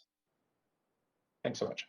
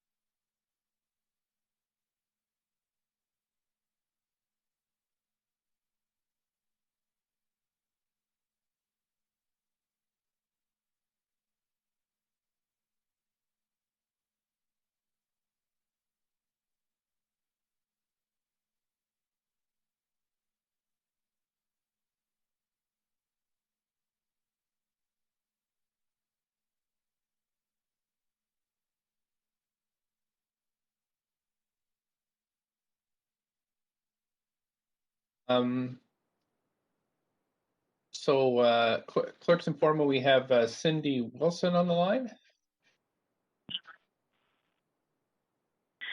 Good evening, Honorable Mayor and Council. My name is Cindy Wilson. Can you Please hear go me? ahead. Yeah, we can. Yeah, Please I'm go ahead. sorry. Yeah, okay. My name is Cindy Wilson. I'm a resident of Vancouver, and I strongly support this amendment. I'm also the parent to two amazing young adults on the cusp of independence. I am the co-founder of two Vancouver-based companies dedicated to the design, creation of affordable housing. Daily, I work with a dedicated and passionate team and consultants to make housing in Vancouver more affordable and sustainable. I am also the recipient, or my company is the recipient, of 3 City of Vancouver Urban Design Awards, and I would like to share some of my thinking with you. Thank you for your consideration. Even during the pandemic, land and construction costs have continued to climb, making any kind of housing construction more expensive. Vacancy rates have soared, non-vacancy rates have soared, and Vancouver is already behind on its 10-year target towards the right supply of housing. The task is not getting any easier. Canada has never, I repeat, never achieved the committed reduction in greenhouse gas emissions of the Paris Agreement. The construction industry accounts for 40% of carbon emissions. Mayor and Councillor, we have a big problem. I speak to you today in support of the Downtown Official Development Plan Amendment, Area K3, and I encourage all Council members to do the same for the following reasons. The amendment supports two of the most urgent issues of a generation, climate change and affordable housing. The report recommends support of a modest increase in density of 1.5 FSR if 100% of the housing is committed to social or secured market rental and employs the use of mass timber. There are other considerations in the report, but for brevity, I will focus on these two. To translate into real terms, an empty 75-foot lot on Granville Street within the area K3 would currently be permitted to construct approximately 30 apartments. The ground floor use would remain the same as commercial. As a comparison, with the support of this amendment, on the same size lot, up to 60 net zero rental housing units could be built. This would be for families and individuals who cannot afford to buy an apartment anywhere in the city of Vancouver. It would allow for people to work and live in the same neighborhood and to not have the need to own a car. This might be the mother or a teacher at the local Elsie Roy school, a barista at the neighborhood bakery who hands you your morning coffee and donut, the nurse at St. Paul's Hospital, or the people who live and work down the road in the entertainment district. Currently, we construct buildings as if they are one-offs, meaning with each building we start anew. There's no efficiency gains to reduce costs from one building to the next. Mass timber sequesters carbon, and it is also the perfect local material for off-site prefabrication. This allows for a systematic and repeatable way to use technology to create net zero urban housing. This is the only way to consistently meet our targets for both housing and sustainability, allowing more people to live and work in Vancouver. Council has promised to address the urgent need for housing supply while addressing climate change.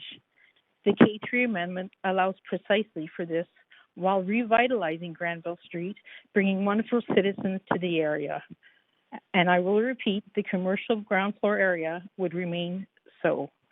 The industry is well prepared, and with these incentives, will do exactly this. The time is now, Council. The need to increase rental housing and to address climate change is today. We cannot kick this ball further down the road. I would also like to note that great cities have always been defined by the coexistence of business, culture, and housing for centuries. We do not have time to wait for this or for other plans for the Granville Street. Please support this. Thank you for your time. Thank you for your presentation this evening. I don't see any questions from council, so I'll ask the clerks, is there another speaker on the line? I think you sent me a note. I have, right, I have Nadia, sorry, my glasses Nadia. on. Yes, this Nadia. is Nadia. Great, okay, please go ahead up to, I have you. to ask first, are you a resident of Vancouver? Yes, I'm a resident of Vancouver. I live downtown Vancouver for 16 years. Thanks. Great. Yeah. Okay, that's all. Okay, please go ahead up to 5 minutes. Well, so thank you for taking my call. As I mentioned, I've been a resident of Vancouver here in downtown, specifically in this building for 16 years. And I've never in my life, and I've made calls before to you, and I think you'll understand the frustration you hear in our voices, not just me, but everyone else that's called before that actually live here.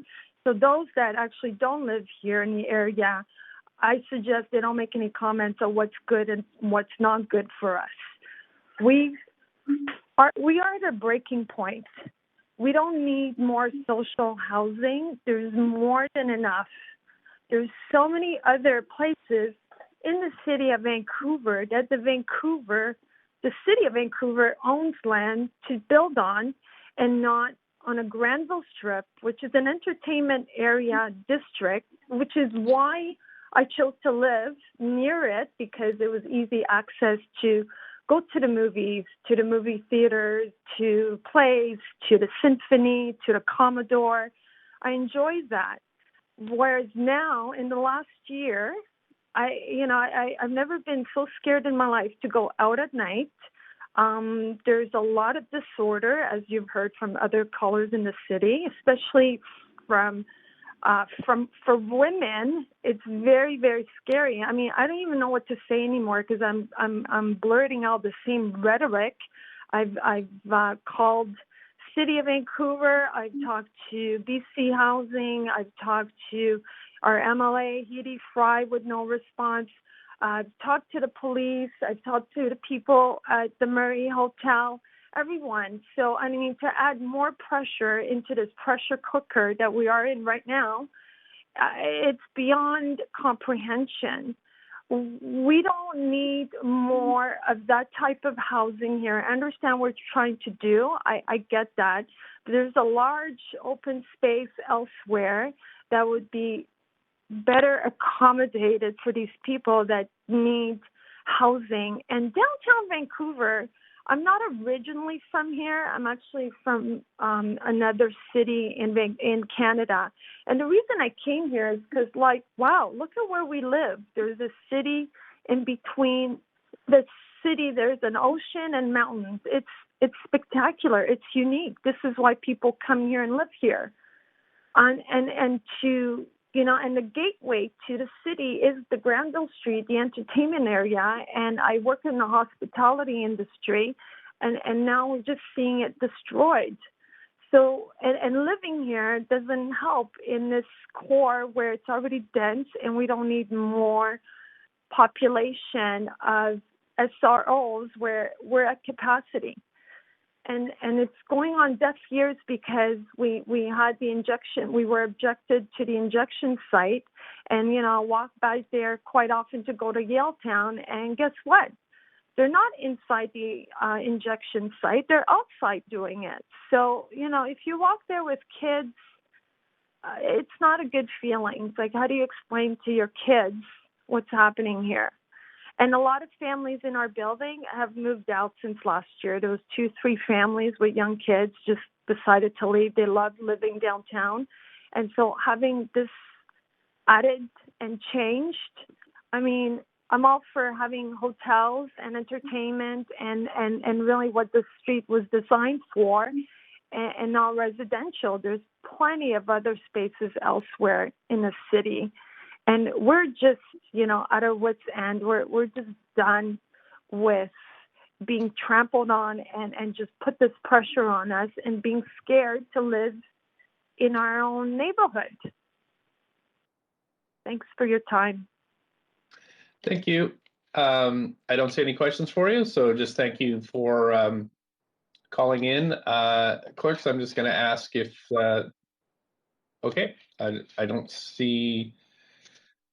We're going to make our third call for speakers. If you'd like to call in, it's 1-833-353-8610, 1061-445, hashtag to get on the list.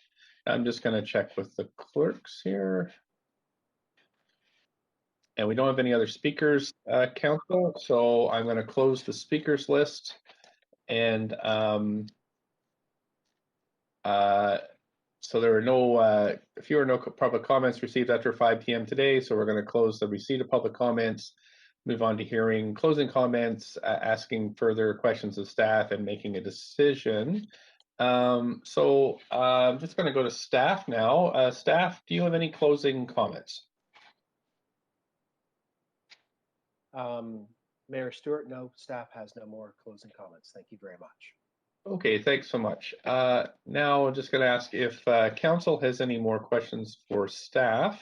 And I see Councillor Carr on the list. Councillor Carr, up to 5 minutes. Yeah.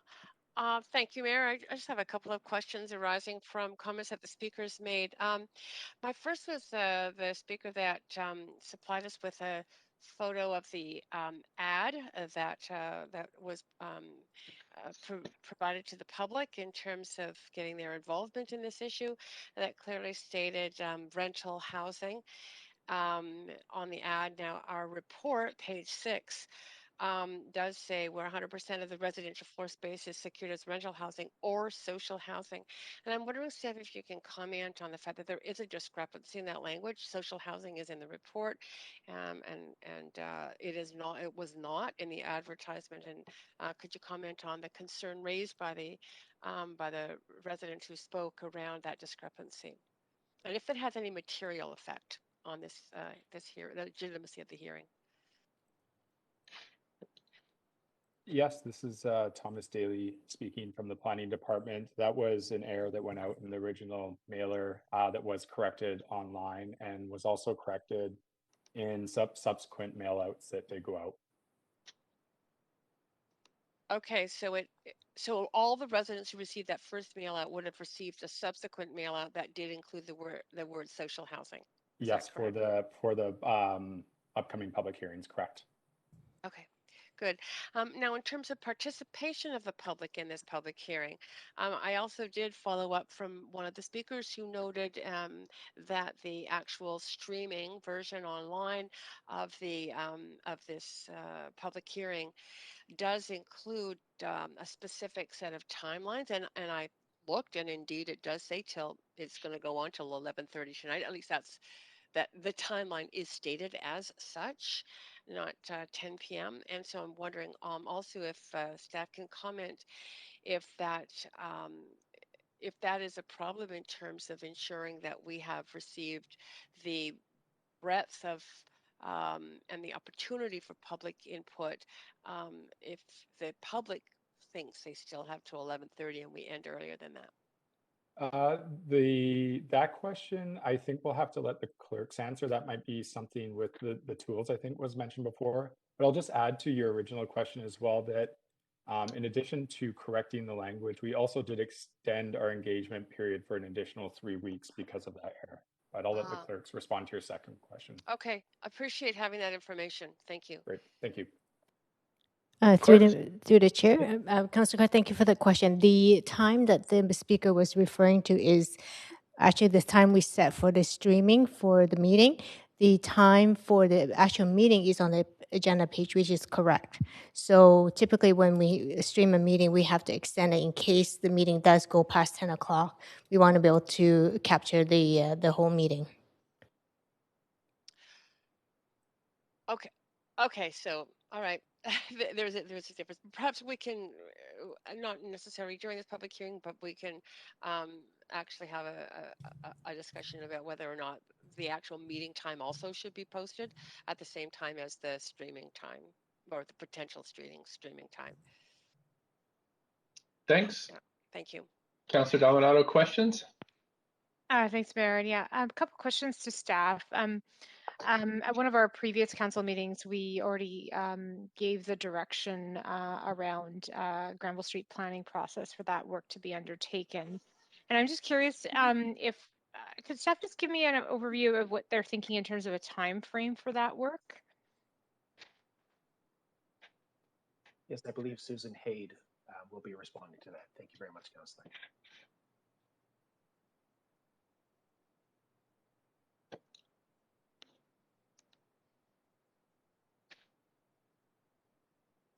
Not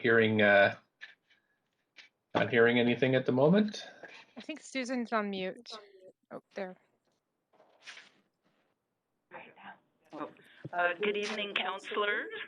Can you hear me? It's Susan Haid, Deputy Director of Planning. You have quite an echo. Perhaps you could turn off the volume of the committee meeting.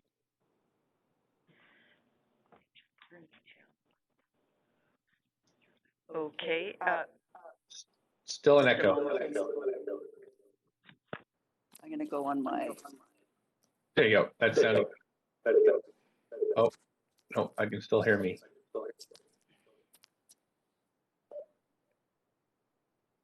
Oh, can you hear me now? It's still an echo. Okay. One last try. My apologies. Still have a little bit of an echo in the background, though. I think you must have another device on in the background.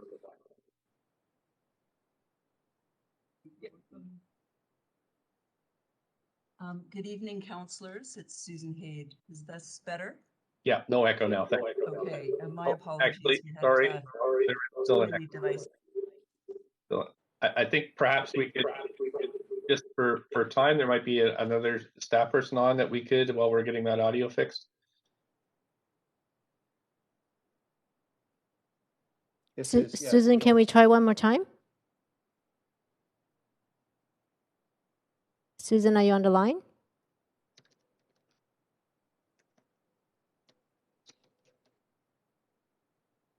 In the aspect of time, I could maybe give an initial response and let Thanks Susan very much. chime in. I think what we like to do in discussions, we would like to be able to bring that report back on the larger planning process and look at potential some timing vis-a-vis quick starts under the Vancouver plan. And we can report back on that when we bring back with via memo in probably June or July. Okay, thanks, Councillor Dominato. Is that helpful?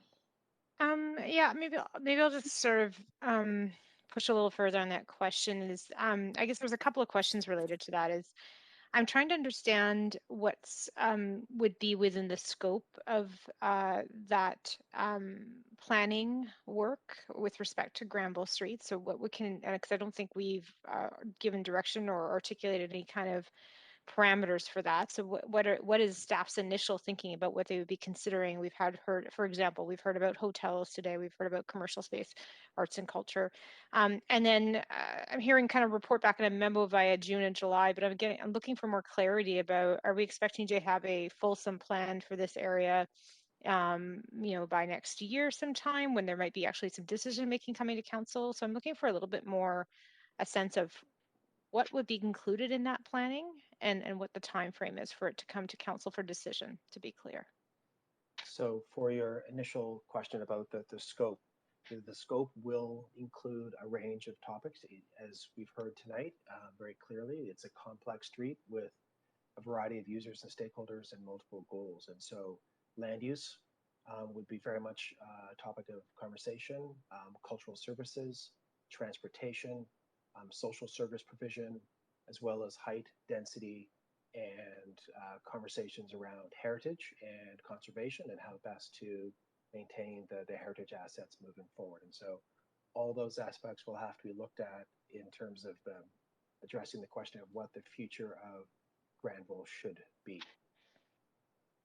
Okay. And so that's in terms of scope, and that would be the proposed scope for council to comment on. Okay, so that in terms of setting out a vision for Granville Street, and then in terms of a decision time frame. I think from the initiation of the planning process, we're looking at probably 12 months would be the soonest we'd be able to tackle all that and bring that back. I think we've heard very clearly that there's going to be lots of public consultation and lots of dialogue about priorities and trade-offs and how best to advance the vision for Granville. And so we want to be able to make sure we take the time to do that in a proper way. Okay, and then my last question would be is, so what would that mean and look like then if this public hearing report and recommendation is referred to that process? How would you approach that? I'm sorry, Councillor, could So, you? So if council decides this evening that this should be referred back to staff, the recommendations that are made this evening, how would you build that into your work plan? What would that look like from a planning standpoint? So I think that's what Susan was going to speak to. We would reply before the summer recess via a memo with recommendations for how to address that recommendation. Okay. This is, my apologies. This is Susan. I think my sound is working now. I just wanted to add that, yes, in the report back in June, July, when we're bringing forward quick starts on the Vancouver plan and just to the amended motion at referral on this report, we would endeavor to report back on the timing of the program for Granville Street planning and any potential quick starts. And if it was referred back to staff, this K3 area would be looked at within that context, and it would really involve a new public hearing and a new referral as it pertains to K3. Okay. Thanks so much. I'm going to go to Councillor Dejanova now. Thank you. Councillor Dejanova. Thanks very much. My first question to staff is on page 11 of the summary and recommendation on the March 11, 2021 report. It clearly states that there are a limited number of sites that would fall into K3 and be eligible here. I'm just wondering, what's the maximum number of units that we could see for social housing or for market rental here under this this change, if it were to be approved? Yes, this is Thomas Daly speaking from the planning department. So the maximum number of rental units? And social housing and or a mix. I'm sure you've looked at both. Yeah, we were anticipating mixed use development for these potentially three sites, and we really don't know which ones are coming forward. I don't have an exact number, but let's say all three were social housing. Okay, if all three were social housing, yeah. Do you mind if I take this and get back to you on this? That's up to the chair. So Mayor Stewart, should I can go on with my questions, but happy to move for a second round now in case I need it. Yeah, just so you know, a second round of questions here, I believe in a public hearing would take a 2/3 vote. However, you could put yourself at the end of the queue and wait for question response. If there's a number of councillors. I do have other questions too, and I know this has happened before. So could I just move for another round of questions? I hopefully won't need it, but. Sorry, Councillor Dejanova, I apologize. I do have those numbers now. I just had to dig those up. Okay, apologies. Thank you. No worries. Thank you. Okay. Yes, so what we anticipate is approximately 90 to 100 new units would be achieved with the recommended changes. It's hard. That's what we anticipate for rental units, just generally across those sites. And I understand the definition very well of social housing at the City of Vancouver. I also understand that there are different phrases used by BC Housing and CMHC that could fall into social housing, but non-market housing or supportive housing, is that also considered social housing? Just to address the questions on record of some of the speakers. Hi, Councillor. It's Dan Garrison from Planning and the Housing Policy Group. Yeah, that is correct. The definition of social housing, which you spoke to, is basically nonprofit owned or operated housing, where at least 30% of the units rent to households with incomes below the housing income limits. But that's the minimum definition. So non-market housing, supportive housing, those are all subsets or subcategories of social housing. Thanks. And maybe this is a question for you also, Mr. Garrison, or sorry, Dan, or maybe this is something you may want to pass on to a colleague, but in a situation where it's a nonprofit or charitable owned building on land that is owned by that nonprofit or charity, they could be property tax exempt. Is that correct? Under certain circumstances, we have for seniors housing in particular, we do have some tax exemptions, and the other tax exemption is for class 3 supportive housing. So if the province by order in council determines that a building is class 3 supportive housing, then it will be determined to be exempt from property taxes. Okay, and then how would, let's say you move, let's say the scenario is 100 units, 100 people, whatever that is, and they're tax exempt units, then the services used by those people, like for instance, roads, engineering, all of the services of property taxpayers, and I include those being renters paying rent, would the province be paying that to the city of Vancouver to cover those services for those people, for fire, police, engineering, all of that? How do we work that out? Yeah, it's a good question, but those properties are tax exempt if it's determined to be class 3 supportive housing. There is no offset in terms of the other services that I'm aware of, but generally the definition of social housing is that, or of class 3 supportive housing, is housing that the province is actually actively investing in. Okay, So that's there are all the time contributions to the housing. Yeah. Thank you. That's all the time I have. So I'll leave it there. Mayor Stewart, I'm not going to move for another round of questions at this point. Thank you. Thanks so much. Councillor Boyle, up to 5. Thank you, Mayor. My question to staff relates to the low emission building portion of these recommendations. And I'm wondering if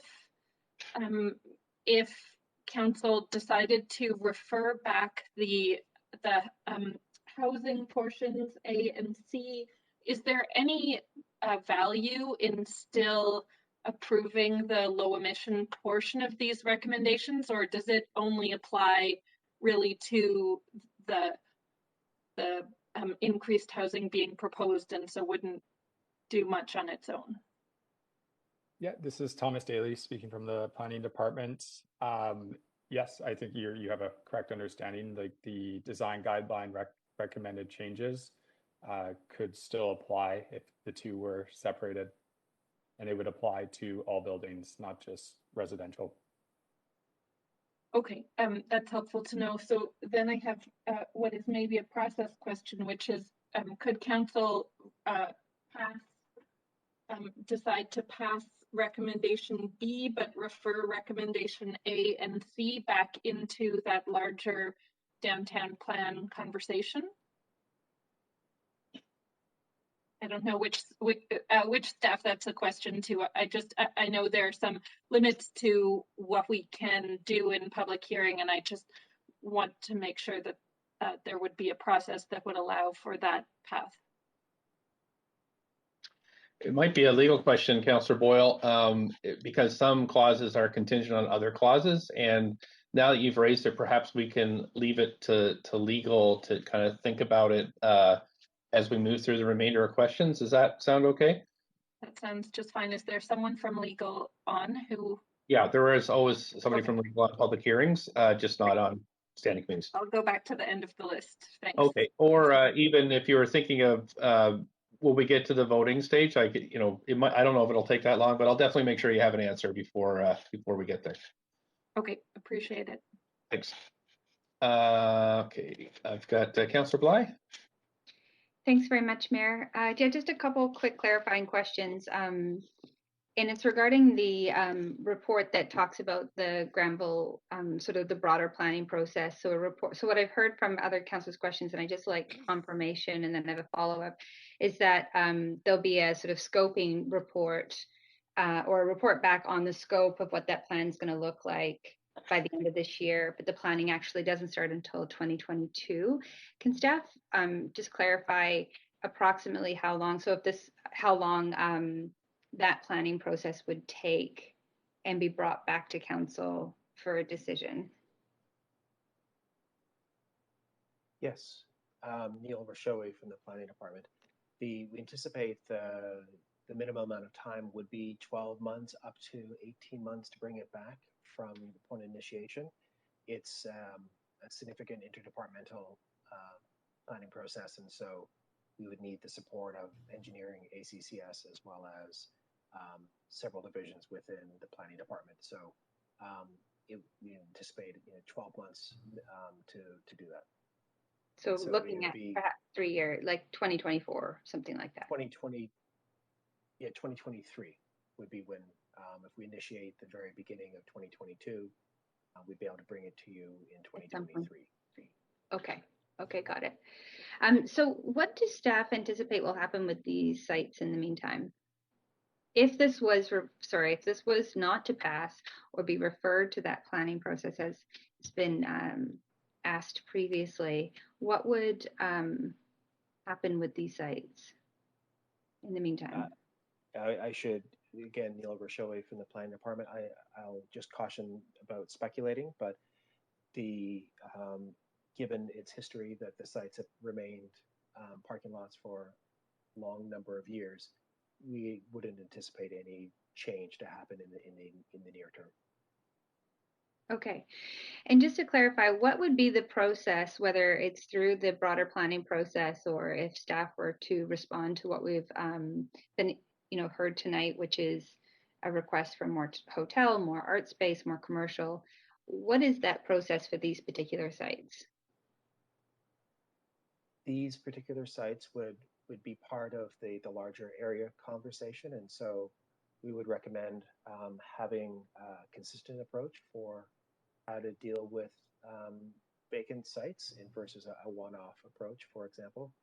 And that would be the very focus of the conversation with the public about how best to achieve the vision for Granville. What is the vision and how best to achieve it through land use and density and height and such. Okay, great, thank you. And it notes in the report that this the K3 area is approximately 2 blocks. Can you confirm that the planning area on Granville Street covers, is it 5 blocks? The K1 through K3 is 5 blocks. That's correct. Okay, great. So it's a pretty significant portion of the actual street itself. It is. It runs from basically the downtown CBD to South Granville to just above the loops. Right. Okay. And just one quick follow-up. And you bring up the loops, and I was thinking about the planning process involved with the Granville Street Bridge. Was there any contemplation in that planning process as to what we would be doing with K3? I might ask Susan if you would be able to weigh in on that. My immediate response is know that the zoning for the Granville Loops was established, and we did not. It was not anticipated as part of that conversation. Okay. Yes, this is Susan, and I would just confirm that Granville Loops policy area is south of here, and there is no conflict. Okay, but they sort of butt up against one another? That is correct. Right, okay. Okay, that's great. I'll leave it there, thank you.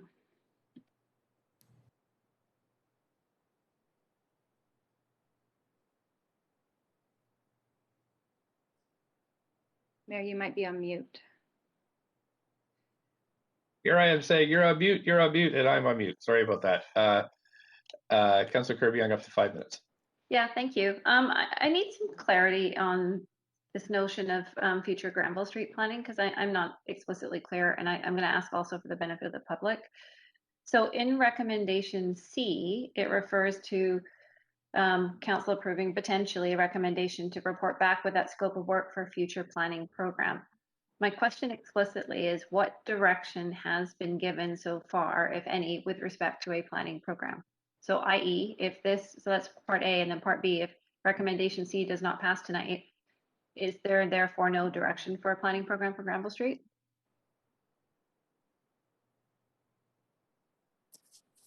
This is Susan Haid. My understanding is at the time of referral, recommendation C, which is not a bylaw amendment, was approved as a policy amendment or as a policy statement with further amendment by Councillor Kirby Young. Essentially, recommendations, it includes recommendation C with an amendment further that staff consider any quick start actions or initiatives, including development proposals that would support economic stimulus and cultural revitalization for the area. So as was indicated this evening, the staff report indicates that our intent was to report back to council late this year on a planning program, and should council approve that, initiate it early next year. However, given the amendment to motion C, we are certainly further assessing that in light of reporting back on Vancouver Plan quick starts and recognizing council's interest and public feedback on this. So we will report back to council in a memo on that as soon as possible. So that's great. So Susan, jumping in on that then, I guess what I'm trying to align in my head is that amendment that I made was very explicit to the current purpose of the street on economic and cultural stimulus projects. In keeping with that, and what I heard described as a possible scope of a planning process was more of an expanded definition, almost a kitchen sink of consideration for housing, for social services, for economic, for commercial, for cultural, etc. So that seems inconsistent with the previous direction that was given to me. So can you comment on that? And if council felt that the opportunity was really around maximizing the existing purpose of the street, wouldn't the prior direction still stand? I'm wondering how we got into this much more expanded scope, which is inconsistent with the amendment. We would report back on the scope and certainly seek council's approval of that before initiating. But typically for an area plan, we would undertake land use planning. So looking at all of the existing and potential uses. However, the emphasis on economic development and recovery, which was per the amended motion, would definitely be part of the scope of the work plan. I feel like we're dancing around this and I'm not getting to the heart of the question, because I appreciate that you're explaining general approaches to planning practices when an area plan is being undertaken, but that wasn't the amendment here. So I guess to be clear, this appears to have morphed into a much broader planning process, which could result in a different vision for the street, as I'm looking at C, or the recommendation here, than the current vision for the street and maximizing that. Am I explaining that clearly? Yes, thank you for the question, Councillor. We would be happy to, with that amendment, report back to council via memo and just indicate options. The amendment speaks to economic development initiatives and quick starts, and so we would respond to that, and we recognize the really the emphasis on the scope that council is speaking of. So yes, we can respond per the amended motion.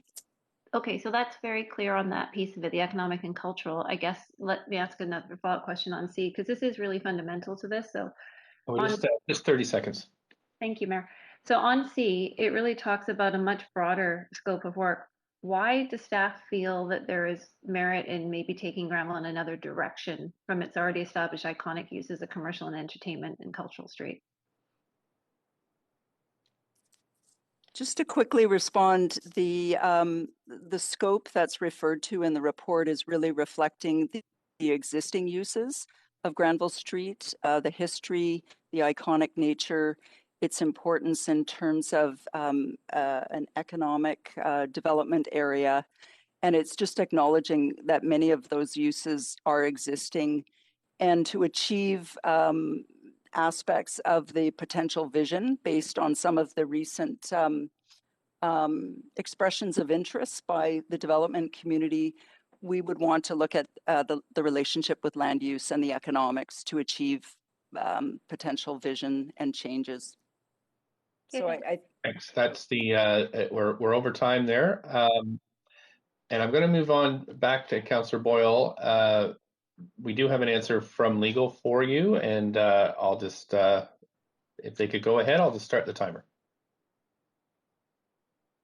Yes, it's Jeff Greenberg from Legal Services.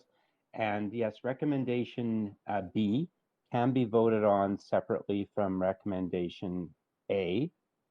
They are independent of each other, and I think that it can exist in and of itself.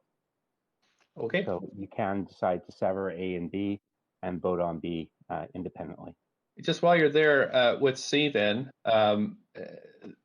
their conditions. How does that one work?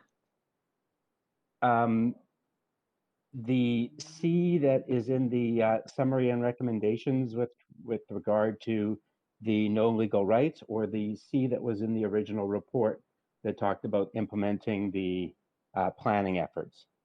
I think I've perhaps I'll come back to myself and not use Councillor Boyle's time. So can I, Mayor, since I have the time, I would ask the C that we have in the recommendations before us states that recommendations A through B be adopted on the following conditions. So I think there is a question about if A is being referred and B is being approved. What's the wording of C? But maybe that's something I could just send an email to legal to make sure we're getting the language and approach legally correct. I think my advice on that, Councillor Boyle, would be that could be changed so that you could sever it so that each of those could act independently. A and B, which are adopted on conditions, are the standard language that we have about no legal rights being created, the fact that the approving officer will carry out those things. I think all of those could apply still with respect to A. They may or may not be applicable to B if it was severed, but I'm not concerned that it would cause any legal ramifications if it existed independently for each. Okay, thank you. Okay, appreciate that. Those are all my questions. Thanks. Hey, Councillor Fry. Yeah, thanks, Mayor. And if there's no further questions, I was prepared to, I guess, move it, but then refer it. And I supplied a referral amendment. Okay, I didn't see anybody else on the list, so sure, you can move it, and we need a seconder then. Second, Councillor DiGenova. Okay, thanks. So now we're on the debate portion. So Councillor Fry, you have moved it, so we'll put you on the list for the first 5 minutes. Sure. So I sent a procedure. Yes, Councillor DiGenova.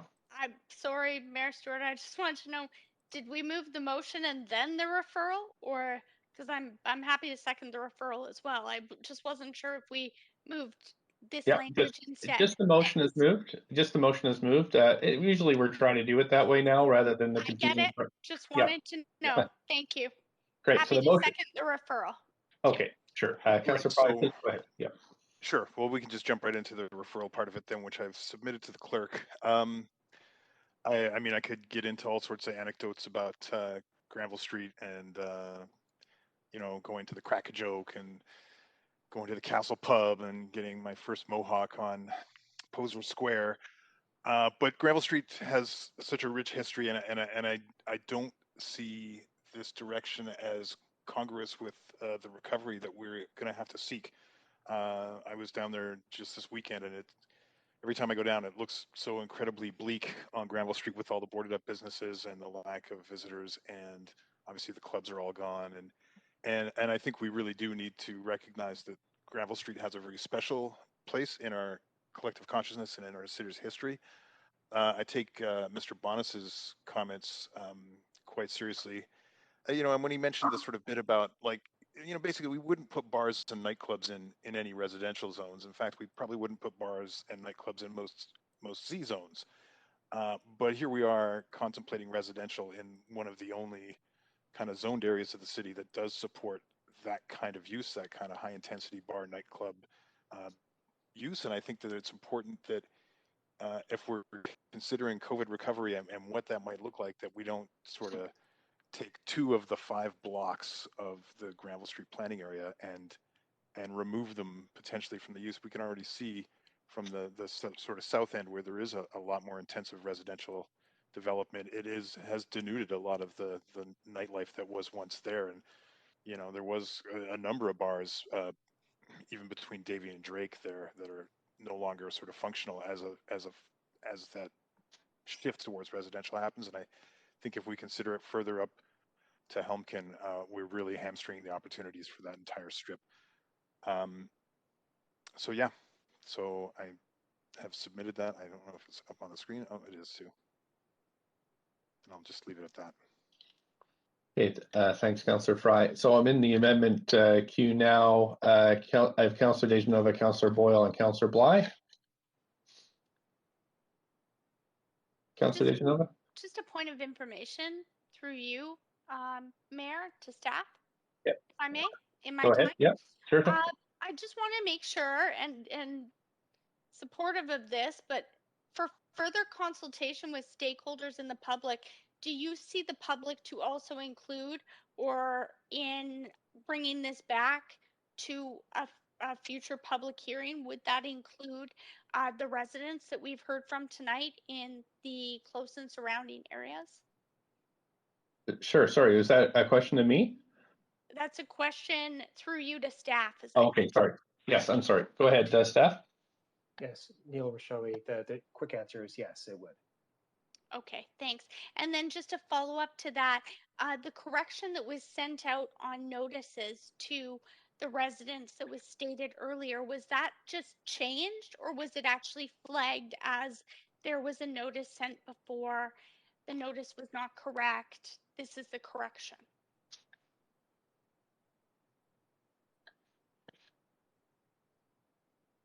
Yes, Thomas Daly Planning. Yes, we did address that. We corrected the change and stated this on the website, and that was also a part of the additional 3 weeks of engagement that we allowed for because of this correction. But on the second mailer that was sent out that we were told about, did it actually say there was something incorrect on the first mailer? This is the correction? Something No, to that extent. it did not. It just had the correct language that we intended to have on the original. Okay. And that could possibly be addressed in this process as well to give some time for feedback. Is that correct? If this referral were to pass? Yes. Okay, very good. For those reasons, I do support the referral, and I will be supporting the referral. Hearing the angst and confusion of the public, along with the difficulties in the broad scope of what social housing does mean, and the fact that that's not possibly clearly defined. I understand it. I thought that Dan Garrison did an excellent job of defining it here in under 30 seconds. But for the public, when they see that, they think that that means completely all supportive housing. That being said, for those reasons and in hopes that we can engage more with all stakeholders, some of the other comments that resonate with me, especially from the business owners. But I think that it was also well said by a speaker, I think it was Laura Balance, that, there was participation in this process, and she came representing a number of different organizations and businesses, and a group that has participated in a process and thought that this would be a part of it. So for that reason, I do support referral. I also, in supporting referral, understand that that's more work for our staff, so I don't take that lightly. That's something that I do see necessary, especially considering Granville Street right now as an entertainment district is such an iconic place. And we've heard that the recent changes have been difficult for those living in surrounding areas and also for the business owners. So for those reasons, and just to be able to wrap it up, as I see a number of others on the list, I do support the referral. And I will be supportive of referring all pieces of this. Thank you. Thanks. Councillor Boyle, up to 5. Thanks, Mayor. I have mixed feelings on referring it. Just, really weighing, as I know others are, the need for these types of housing, this type of housing, rental housing and social housing in every neighborhood of the city, and the value in having that conversation as part of a larger process that we have ongoing. So while I would be supportive of seeing more rental and social housing in this neighborhood, as well as all of our other neighborhoods, I am comfortable supporting Councillor Fry's referral, noting the importance of that whole street, whole neighborhood conversation happening. But I would like to see Council pass recommendation B to add consideration of low operational or embodied emission, including the use of mass timber in this area. I think it makes sense to add that now, while that additional housing and land use conversation gets moved into a larger process. We know that buildings that do get built are in place for 50 or more years, and we have really tight and serious timelines to meet in terms of reducing our carbon emissions in buildings and in transportation particularly. And so I don't see a need to delay that move. And in fact, I think that it's important, having heard that we can pass that while moving the housing conversation, referring the housing conversation. I think it's important that we do that. So I have circulated language for an amendment to the amendment that simply refers, just shifts Councillor Fry's referral to be a referral of recommendation A, and then adds recommendation B back in, so that we could pass recommendation B this evening, and then alters recommendation C because we would be referring A back. Recommendation C would just be conditions upon B. Sounds confusing to say out loud, so hopefully council seeing it in front of them. Yeah, and actually, I have to check this because they're in public hearings, especially important we get this right. So, council, I'm just going to check with clerks and legal, and I will come back to you in about 5 minutes. So that gives you a chance to kind of contemplate this as well. So we'll see you at 8:35.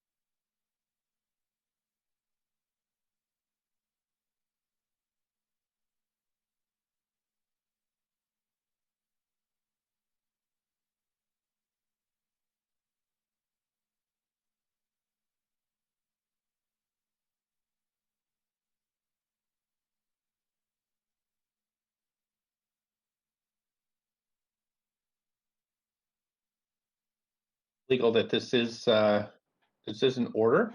So will anybody second this amendment? Second. Sorry, who was that? Councillor Dominato. Oh, thank you, Councillor Dominato.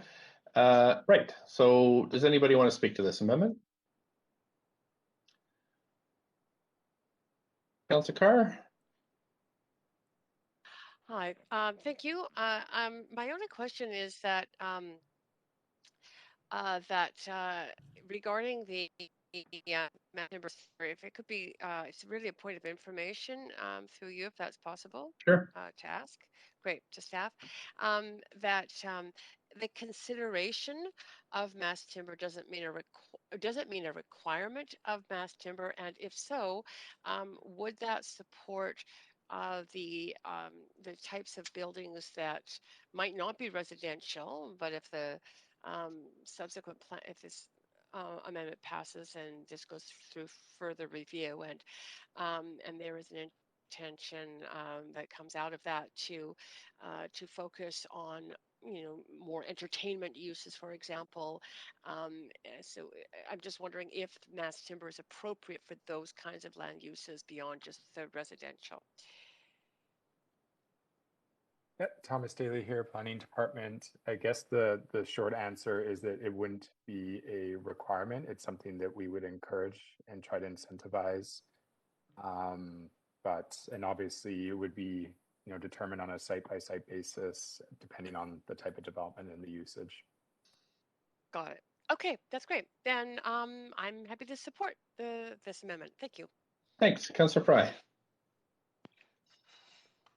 If I could also ask a follow-up question of Sure. staff. So when we say incentivize, does that, by that same context, kind of disincentivize use that may not be compliant? I'm just looking through building codes that seem to indicate that occupant loads for mass timber construction, for instance, wouldn't support like your typical nightclub use. Is that an accurate assessment? And also, when we're talking about the Granville downtown south area, we're talking about the 1200 through 800 blocks. Is that correct?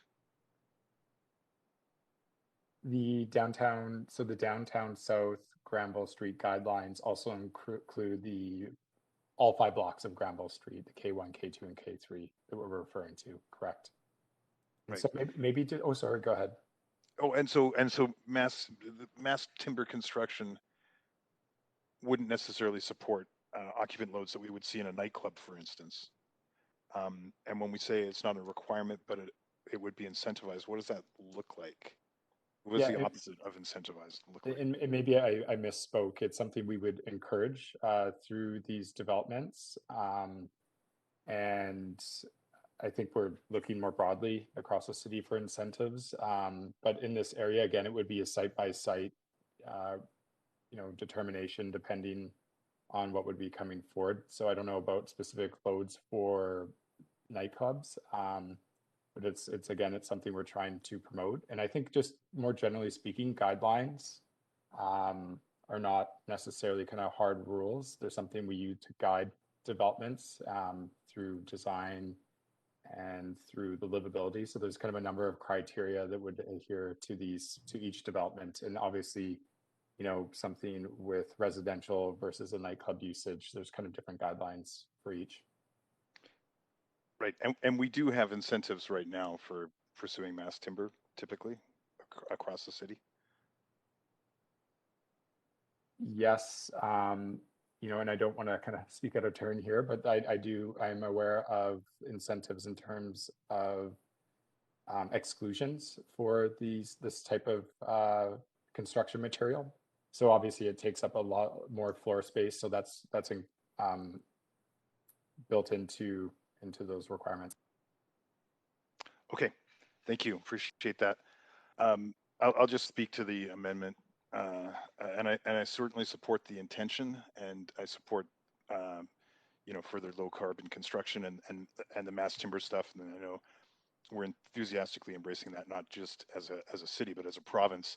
However, given that we're only talking about 5 blocks of Granville Street in this proposal, I'd be more comfortable seeing the entire thing referred back for further work that contemplates things like nightclub use and occupant loads, and how we may find alternate means to deliver on a lot of our objectives in these 5 blocks, but as part of a comprehensive plan for the entire 5 blocks, not sort of piecing it apart in bits and pieces. So I won't be supporting this amendment reluctantly. Thanks. Councillor Dejanova? Thanks.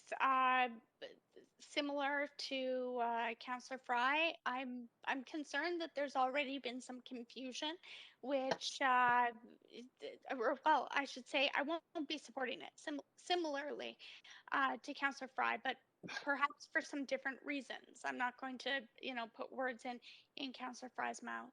But I do think that it's important that we consult not only with industry, but that in referring this back to staff, that there's a clear referral back to staff.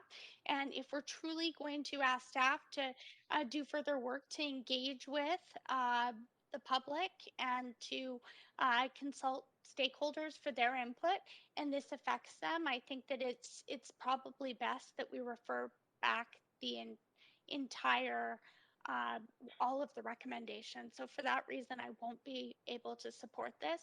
I am comforted by the fact that there are guidelines right now where currently this could be explored. And I'm also concerned that, to some of the comments from people, such as I'd mentioned before, one of them that really it sort of stays with me is the comments from Laura Ballant, who spoke on behalf of a number of different businesses, that this in fact would be something that they would like to move forward with, sort of as they consider things more broadly in the process they've already been participating in, but also in the direction we're giving staff to refer this back. So for that reason, I will be not supportive of the amendment, but supportive of referring all recommendations back to staff. Thank you. Thank you. We're on to Councillor Kirby-Yung.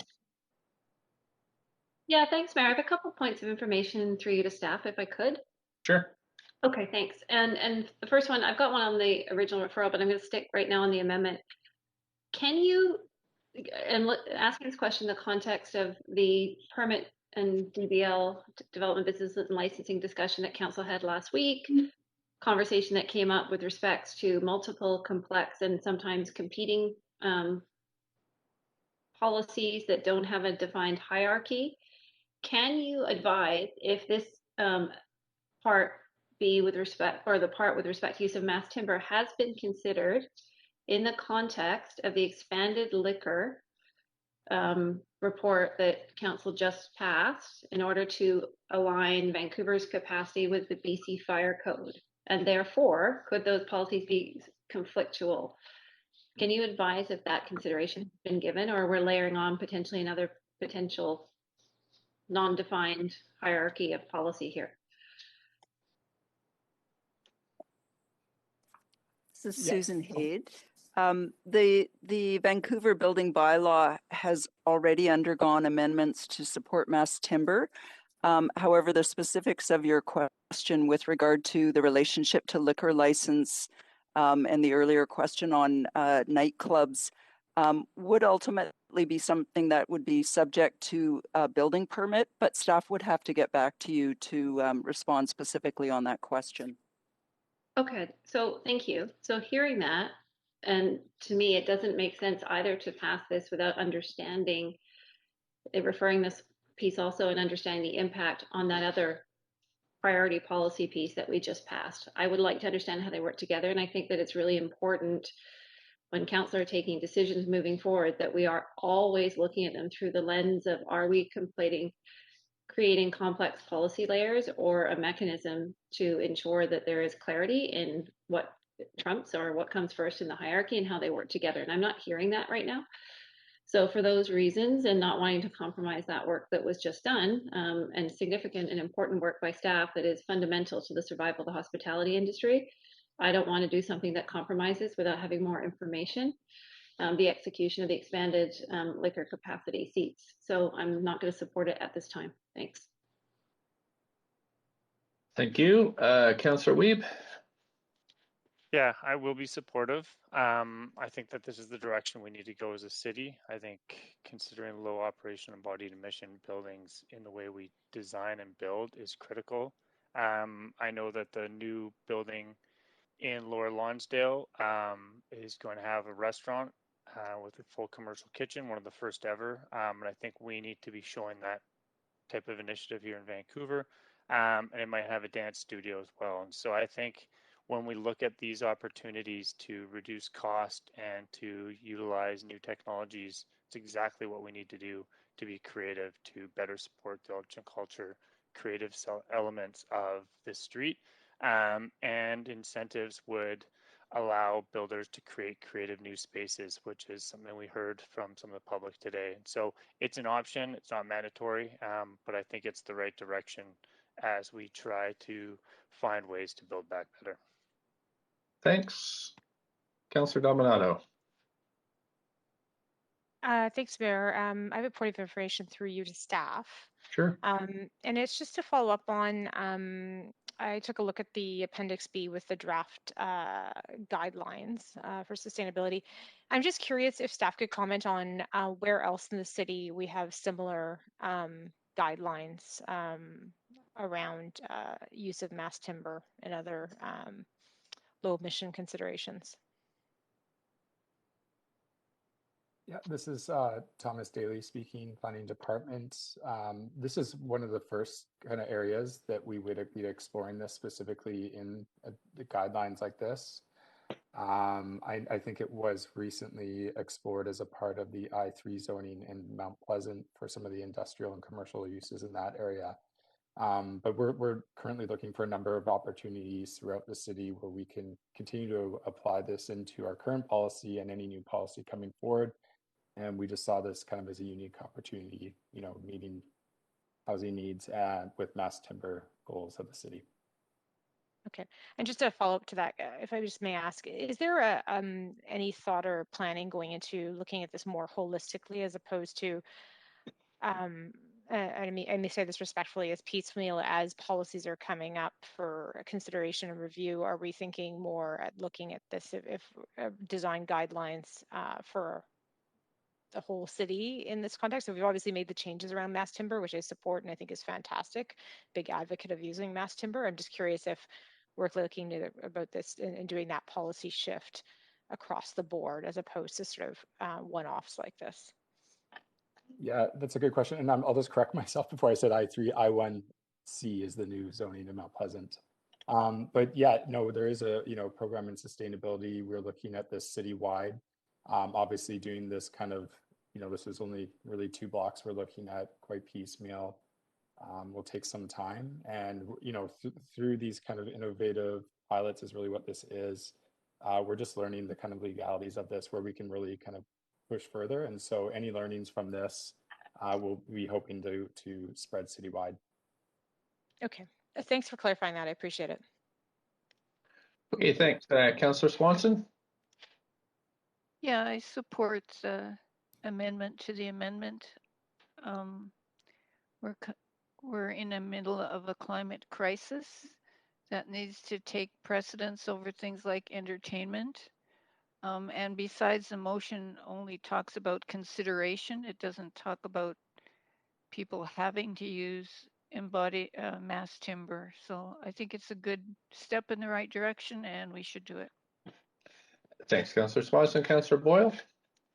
Thanks, Mayor. I'll just close on this to say I am, to be honest, a little bit baffled at the opposition to this. This recommendation B is not in conflict with the priorities of council around the entertainment district, but it is, I think, an exciting opportunity to pilot an implementation of a broad policy objective that council has pretty unanimously directed. There was a lot of excitement about the idea of mass timber. These are important building considerations, and to delay an early implementation of this important policy by a year or more for this larger plan doesn't make sense to me when it's not in conflict with the other conversations happening around what would get built there. Delaying this doesn't mean that nothing will get built, and passing this wouldn't mean that more gets built. It's about, if there's building happening, how are we doing it, and how are we doing it in line with our very serious climate targets that, quite frankly, I think on every vote we make, we need to be clear that we're continuing to commit to, and that we're capable of doing alongside all of the other work that is a priority for us. So I hope that this passes. I think it sends a disappointing signal if it doesn't, about our commitment to doing these things in conjunction rather than in conflict with one another. Thank you very much. I don't see anybody else on the queue to speak, so let's call a vote on this one.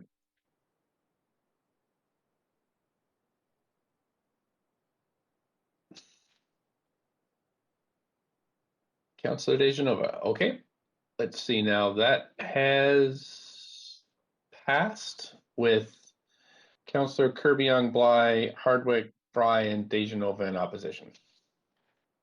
Okay, we're going to go back to the amendment queue because we have a referral. Councillor Boyle, you have about 2 minutes left. Anything else? No, I'm happy to leave it at that. Thanks, Mayor. Thanks. Councillor Bly? Thanks, Mayor. Yeah, so I'll just speak in my final comments for this this item as it's being referred. So I appreciate those who took the time to call in, of course, and share their perspective with Council. In consideration of this decision, I think we need to allow in every discussion where it comes up the provision of below market housing in all areas of the city. In addition, the definition of social housing is unclear, and we've seen that misinterpretation underscored in considering this rezoning, and I think largely what we heard from the public. That said, I will support the referral for 2 reasons. First off, businesses and patrons that make up the essence of Granville Street as an entertainment district have not and will not experience Granville Street in the context of K1, K2, and K3. It is the Granville Strip, and therefore we need to consider these amendments in the same context as those who use it, which can happen in the broader planning process. And second, that the amendments proposed would affect 40% of that strip. A significant portion, and any decisions made now will inform future planning of this area. So I support collaboration and consultation. I think that we've heard that loud and clear with stakeholders in that process. One being, of course, the Downtown Business Improvement Association, who continues to engage and work with the city on a number of key issues, including, but not limited to, supporting the economy and increasing housing of all types. So I think we need to spend our time in pandemic recovery, seeking new solutions that support the Granville Entertainment District as a critical part of rebuilding the entertainment and hospitality economy. So I'm happy to support the referral and thank the council for bringing it forward. Thank you. Councillor Kirby? Yeah, thank you. Just sort of trying to confirm where to start here in terms of providing clarity on comments. I did not originally support this referral to move this forward because to me it was very clear, even at that stage, that this wasn't the uses that Granville Street was intended for. And I think it was also quite clear that there wasn't community support for it.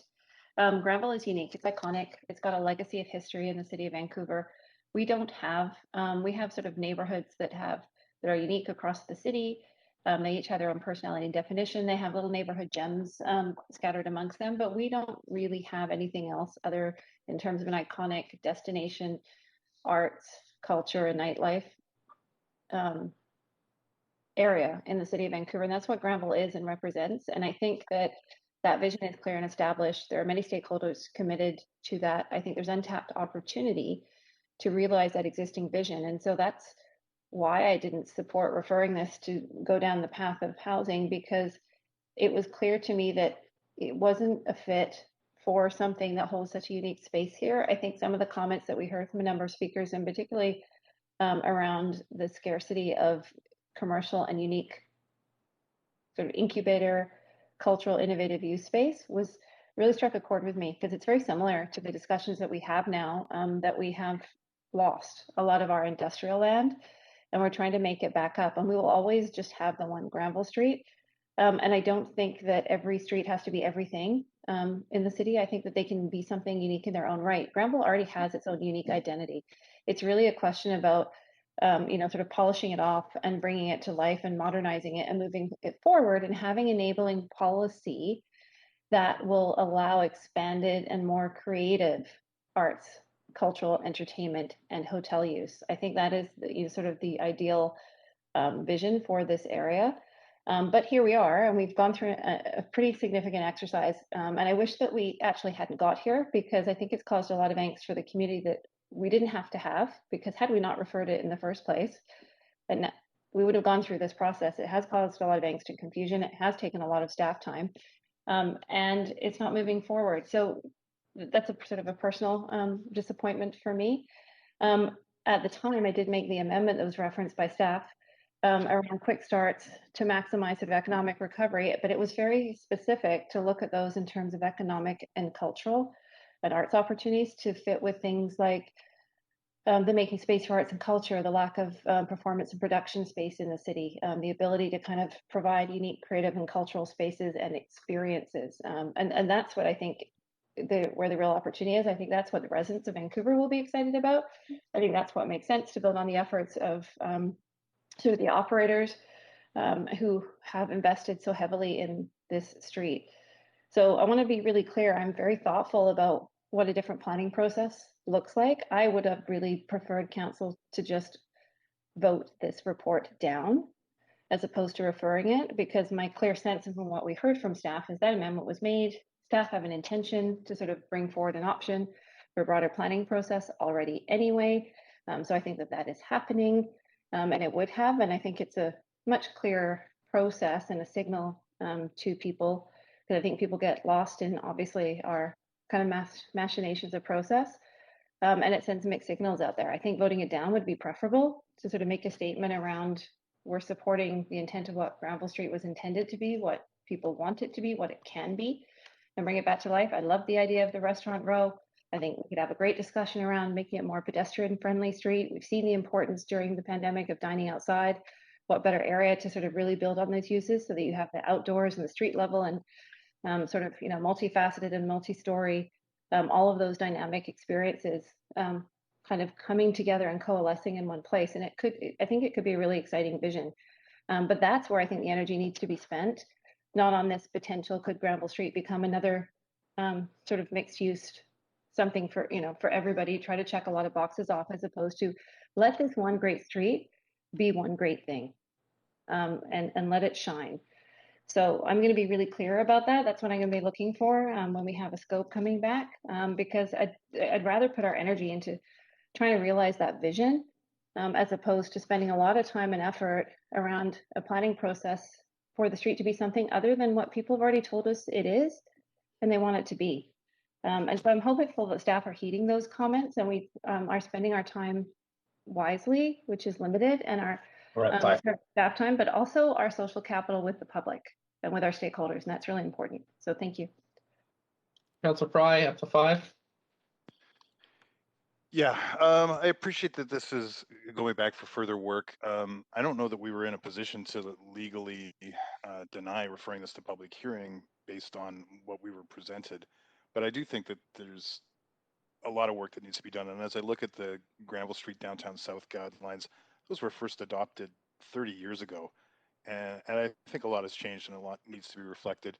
With regard to my choice, my vote not to support adding the low carbon buildings, it's not out of a lack of support for low carbon buildings. I think we've made clear indications that we support that throughout the city.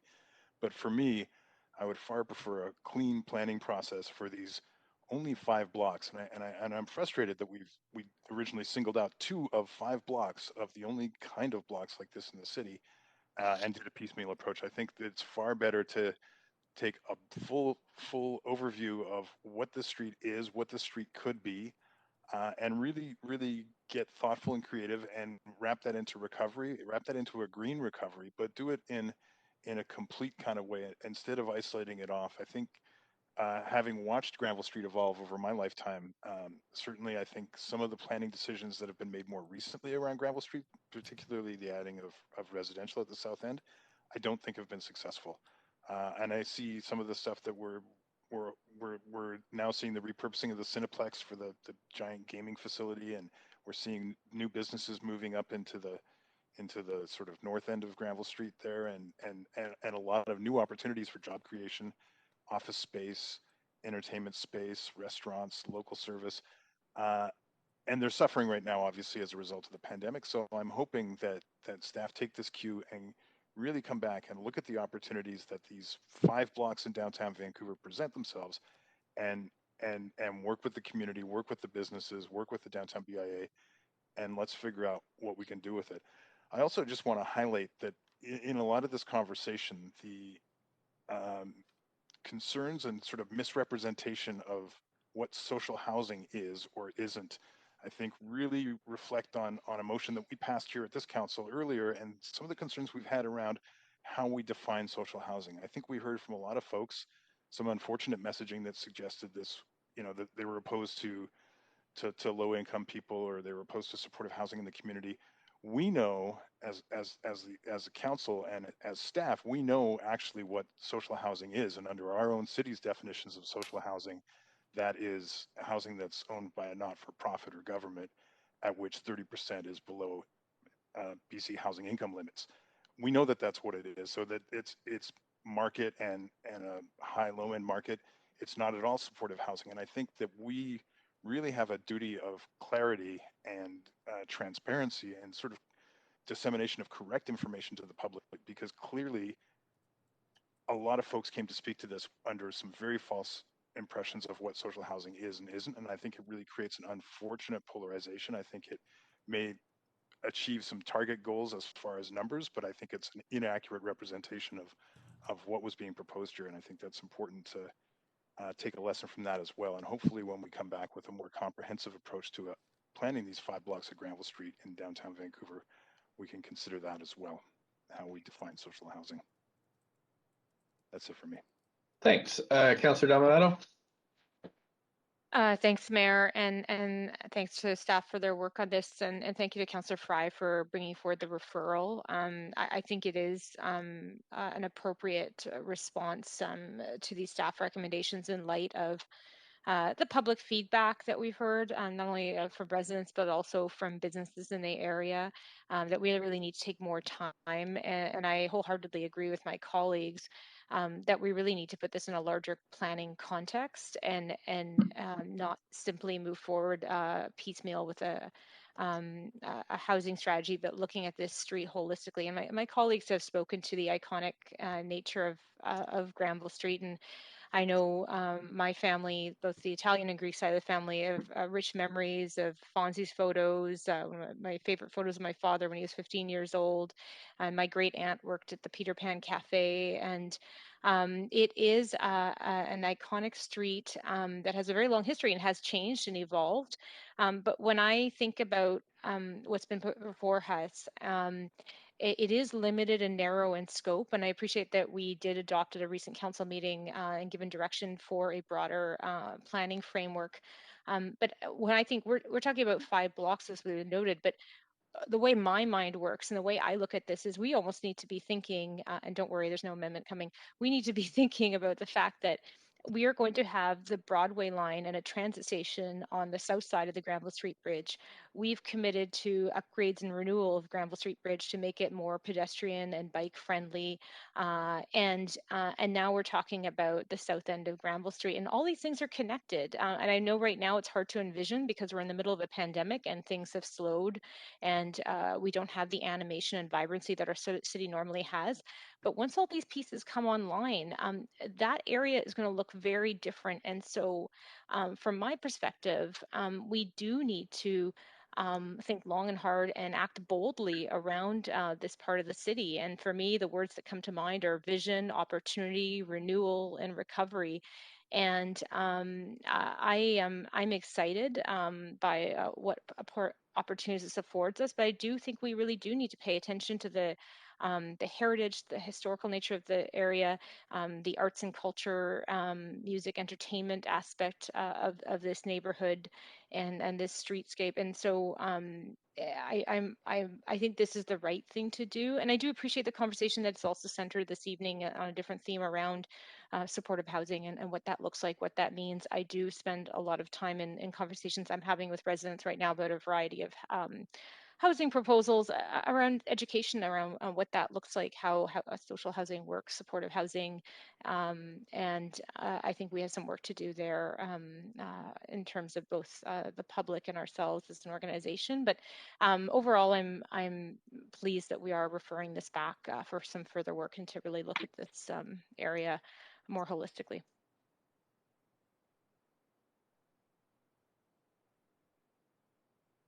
Thank you.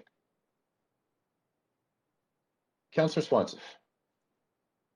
Yeah, so the second to the last speaker to me was pretty persuasive. I think if it were up to me, I would vote to accept the recommendations, but referral is better than defeat. The speakers did raise some good points. I think we do need to put the appropriate words in our notifications so that speakers don't expect to stay till 10:30. We could say something like council meetings usually end at 10, but can go beyond that. I think we do need a plain language glossary that we hand out to people doing consultations or people involved in public hearings, where we define what FSR means and where we define what social housing means if we aren't going to change the definition of social housing. So those were some things that I learned listening to the speakers. I am puzzled by the kind of glorification of this area. I know pre-COVID, the most frequent subjects or topics that we had to deal with relating to this area was how come there's so many drunk people fighting out in the street, and how come do we need so many cops there to get a handle on things? And we even had people come to council talking about sexualized violence in that area. And iconic was not the word. We all went to an all, or not all of us, but a lot of us went to an all candidates meeting, I remember, before we were elected. And the big issue was, what can we do about drunkenness in the Granville Strip? So let's not get totally carried away with this iconic stuff. I think if we're going back to do more consultation and more visioning, we need to kind of do some visioning that will prevent the type of atmosphere that was there before. And I just have to say, as the author of a book over 20 years ago that was called Poor Bashing, the Politics of Exclusion, I am pretty appalled by some of the comments about that people think how bad it is to have social housing in their neighborhood, using words like saturated. We don't use the word like saturated when we're creating a rich ghetto like the Canby corridor. We don't say it's saturated with upper income people. Point of order. I believe Councillor DiGenova was on for point of order. I live in the rich ghetto of the Canby area, and I can assure you I do not fit that criteria. That's not really what a point of order is about. A point of order would be characterizing neighborhoods with rhetoric and language that is divisive and characterizing the character of individuals. And what would you like me to do? Just caution council on language. I think that we've had issues with this before. So I'm trying to point out that if it's okay to say about one group of people, it should be okay to say about another group. I'm not saying that I agree with doing it. A little different, I guess, Councillor Swanson, is that You know, it's my job to caution the public, and I do it frequently on it. But really, as council, we're under slightly different standards. So I get this, and maybe we could talk about this at the next chairs meeting exactly about because this actual item's come up a bunch of times, that the specific word ghetto. So if we can leave this for this evening, perhaps we can just have a further debate, and I can come back to council on with my thoughts about that. Point So, of order, okay. Mayor Stewart. Yes, Councillor Dejanova. I do have a different point of order, and it's in our procedure bylaw, and that's why I feel it is important. I did not hear, unless we'd like to take a recess and Your volume isn't working. used by any of the speakers or poor ghetto. So That's under not really, not really 6.1, section rule on this phrase and characterizing people who live in the Canby area as they've been characterized. Yeah, we this is the second point of order on the same issue. I know. So I would like you to rule on it though, I've because addressed it it does in the end up first in the one, and minutes. Okay. I As long as it will be on the record, Mayor Stewart. 6.1B. Thank you. okay. Councillor Swanson, if you want to continue. Yeah, I just will support the amendment on the grounds that referral is better than defeat. Okay, thank you, Councillor Swanson. Councillor Hardwick, go ahead. Oh, you're on mute, I think. Thank you. Okay. I take a different perspective. I was persuaded by much of what I've heard, and interested in some of the speakers, particularly Carrie Bonas, I believe it was, that talked about some of the erroneous underlying assumptions that were in the staff report around anticipated land lift, about changes in the character of the area, and overall the diminishment of commercial activity in favor of residential development. At the end of the day, developers are always going to develop what makes the most money for them. I always like to point this out. They're not doing it out of the goodness of their heart. It makes economic sense. So on that basis, I would have been more prepared to reject the recommendations of this report. But given the fact that there is an amendment that has referred this back to staff, I'm inclined to support it. And again, the frustrating thing is hearing reports that are based on, again, every time I hear the Housing Vancouver targets repeated as justification, which have been admittedly aspirational as opposed to evidence-based, it's a little hard to take seriously. So because of those things, I will support the referral, and we'll see what happens when it comes back to us next time. Thank you very much, Councillor Hardwick. We're going to move to a vote on this one.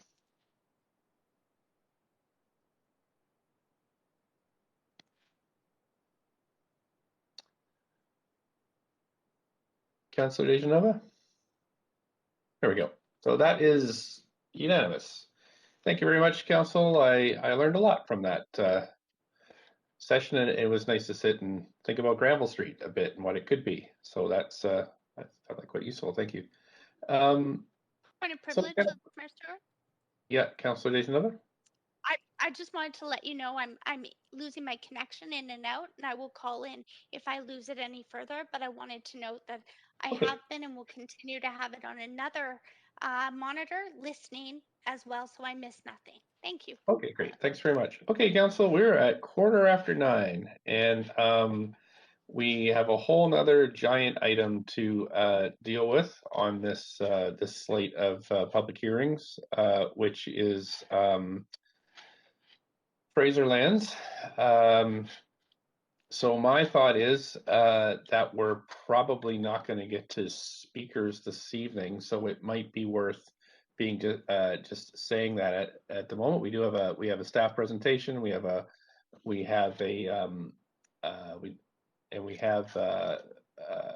questions from council to staff. So even if we did hear from speakers, it'll only be from a few, I think, if we're going to stop at 10 o'clock. So my suggestion is we can just let speakers know now that we would be coming, that it would be at the next meeting where we'll be hearing from speakers. So moved. Yeah, we don't really need a move on it. Okay. Yeah, we could just, it'd be tomorrow at 6 p.m. That we would begin to hear from speakers. And that would get us through the presentation and the first kind of round of questions. So I think kind of not hearing any objections to that one at 9:15 on a long day. So I'll now just start in on this item, and just if the clerks could inform speakers that it would be tomorrow at 6 p.m. So I'm just going to ask first, before we start on this item, if any council members wish to declare a conflict of interest, please let us know now. Otherwise, I'll just have the clerk read the application and summary of correspondence. This is an application by the General Manager of Planning, Urban Design and Sustainability to amend the East Fraser Lands Official Development Plan to add 143,604 square meters of permitted floor area to increase the package of public amenities and to better align with the city policy approved since 2006.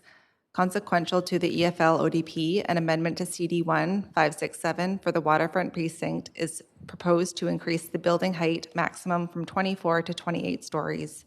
The following correspondence has been received since referral to public hearing and prior to the close of the speakers list and receipt of public comments.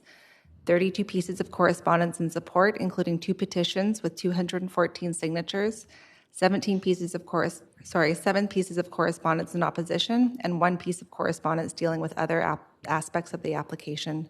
This represents all correspondence received up to 5 p.m. today. Thanks so much. Great. So, okay. So we have Kirsten Robinson here from Community Planning to take us through the presentation. We have a lot of folks that want to speak to this, so yeah. So we should see the presentation, and whenever you're ready.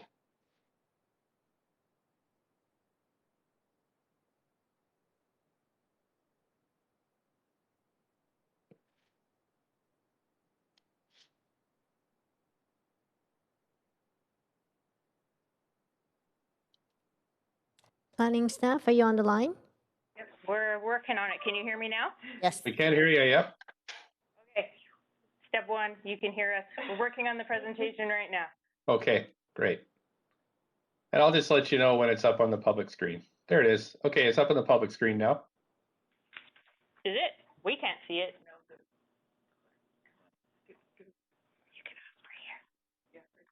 We can hear you whispering too. All right. There. Okay. So of course, there's 2 screens, right? We have up on the public one, and now now you can see me on the internal screen.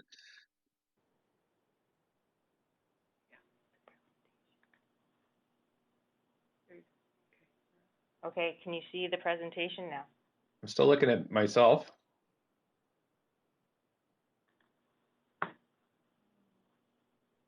You have the slides in front of you? Because the clerk could just advance them if that's easier. We have them on the orange cone on the public screen, but we don't have them on the WebEx. Okay, let's try again. Okay.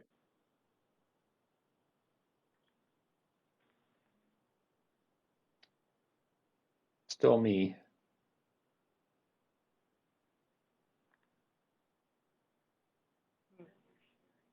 Okay, let's try one last time.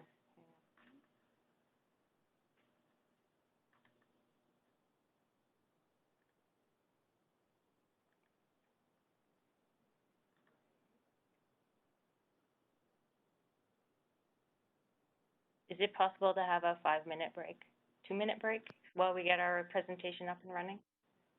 Sure. Let's do that. Sure. Give us a couple of minutes, and we can take it offline for a few minutes, clerks. Thank you. Okay.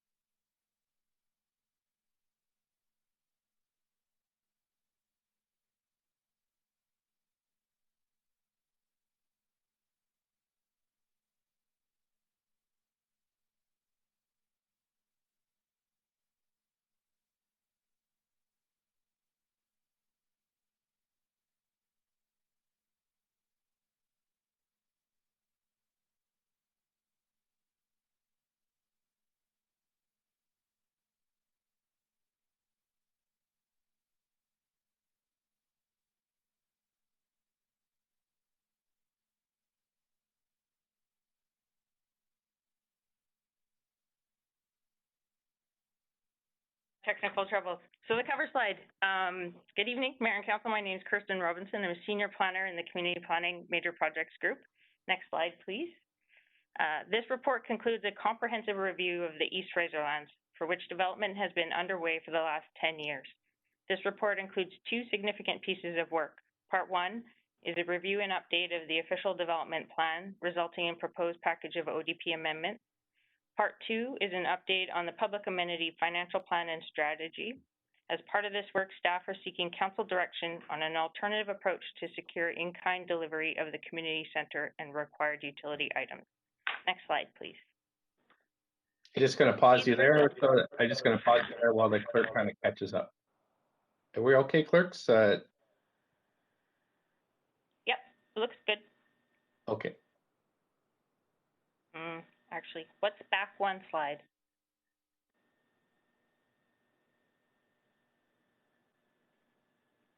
It's okay. We'll continue. The next slide, please. East Fraser Lands is a 128-acre site located in the southeast corner of the city of Vancouver, bound by Marine Way, Boundary Road, the Fraser River, and Kerr Street. Planning for EFL has been underway since 2002, shortly after the closure of the White Pine Sawmill. Key milestones are the policy statement, which is approved in 2004, the official development plan approved in 2006, and the Area 1 and Area 2 rezonings were approved in 2008 and 2010. The East Fraser Lands financial plan and strategy was approved in 2010 as well. Next slide, please. Construction of the new community commenced in 2011. This map shows development progress in EFL. The blue are completed sites, red are sites under construction, purple have design in process, yellow have recent rezoning approvals from 2019, and Area 3 and Area 5 are not yet rezoned. Next slide, please. The next few slides are a quick snapshot of the EFL plan and progress to date. EFL is a new residential community plan to accommodate 7.2 million square feet of residential floor area, which is approximately 7,500 units. EFL includes a variety of building forms and tenures, including 20% of the units for social housing. To date, roughly 3,500 residents of an anticipated population of 12,500 have moved into EFL. Next slide. EFL is envisioned to be a complete sustainable community with shops and services located on site to serve the new population. The four corners comprising the town square are now completed, and the grocery store, drugstore, and liquor store are open for business. This is a major milestone in the build-out of the new community. Next slide, please. New city streets and infrastructure are being delivered by the developer, including green infrastructure to manage rainwater. Next slide. The plan includes a variety of public spaces for the neighborhood, including public parks, plazas, and other public amenities. Next slide. In 2017, Council endorsed a planning program to review development in EFL, to look for opportunities to increase housing diversity, to update the official development plan to better reflect new city policies and standards, to better respond to changing environmental conditions due to climate change, to improve the delivery of public benefits, and to revise the central waterfront to create a standalone community center. That last item was approved in 2018. Next slide, please. Part one of the work we've completed is a summary of a package of proposed amendments to the official development plan. These are resulting from two streams of work. The first is a review of city policy, and the second is a review of the master plan. Next slide. As part of the EFL review, staff have assessed relevant city policy approved since 2006 and incorporated or updated language in the ODP. A full summary of the proposed changes are outlined on page 10 of the report and in Appendix A. Next slide, please. In addition to the policy review, a robust process with multiple engagement touchpoints to explore amendments of the master plan were undertaken. In 2017, we launched the planning program. In January 2018, we took forward two concepts for public comment.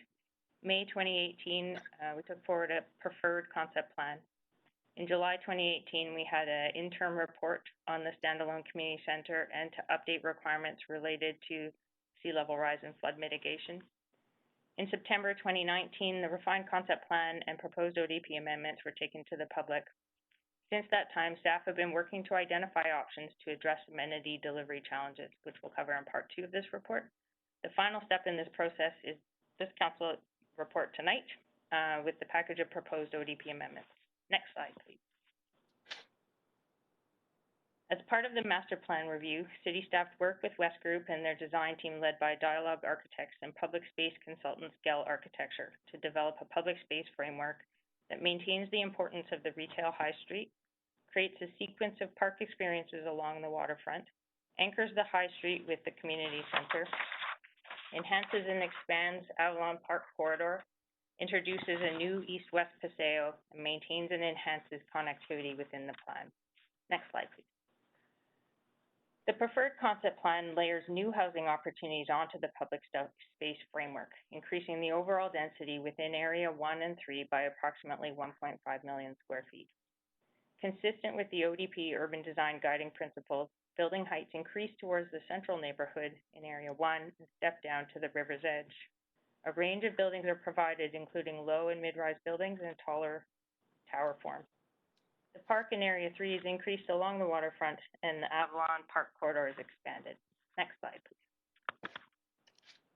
A range of housing tenure is included in the revised plan. This image shows the anticipated housing sites in Area 3. Blue is social housing, red is rental housing, and the remainder is market housing. As a result of the proposed changes, the density in Area 3 will increase from 2.1 million square feet to 3.2 million square feet. Next slide, please.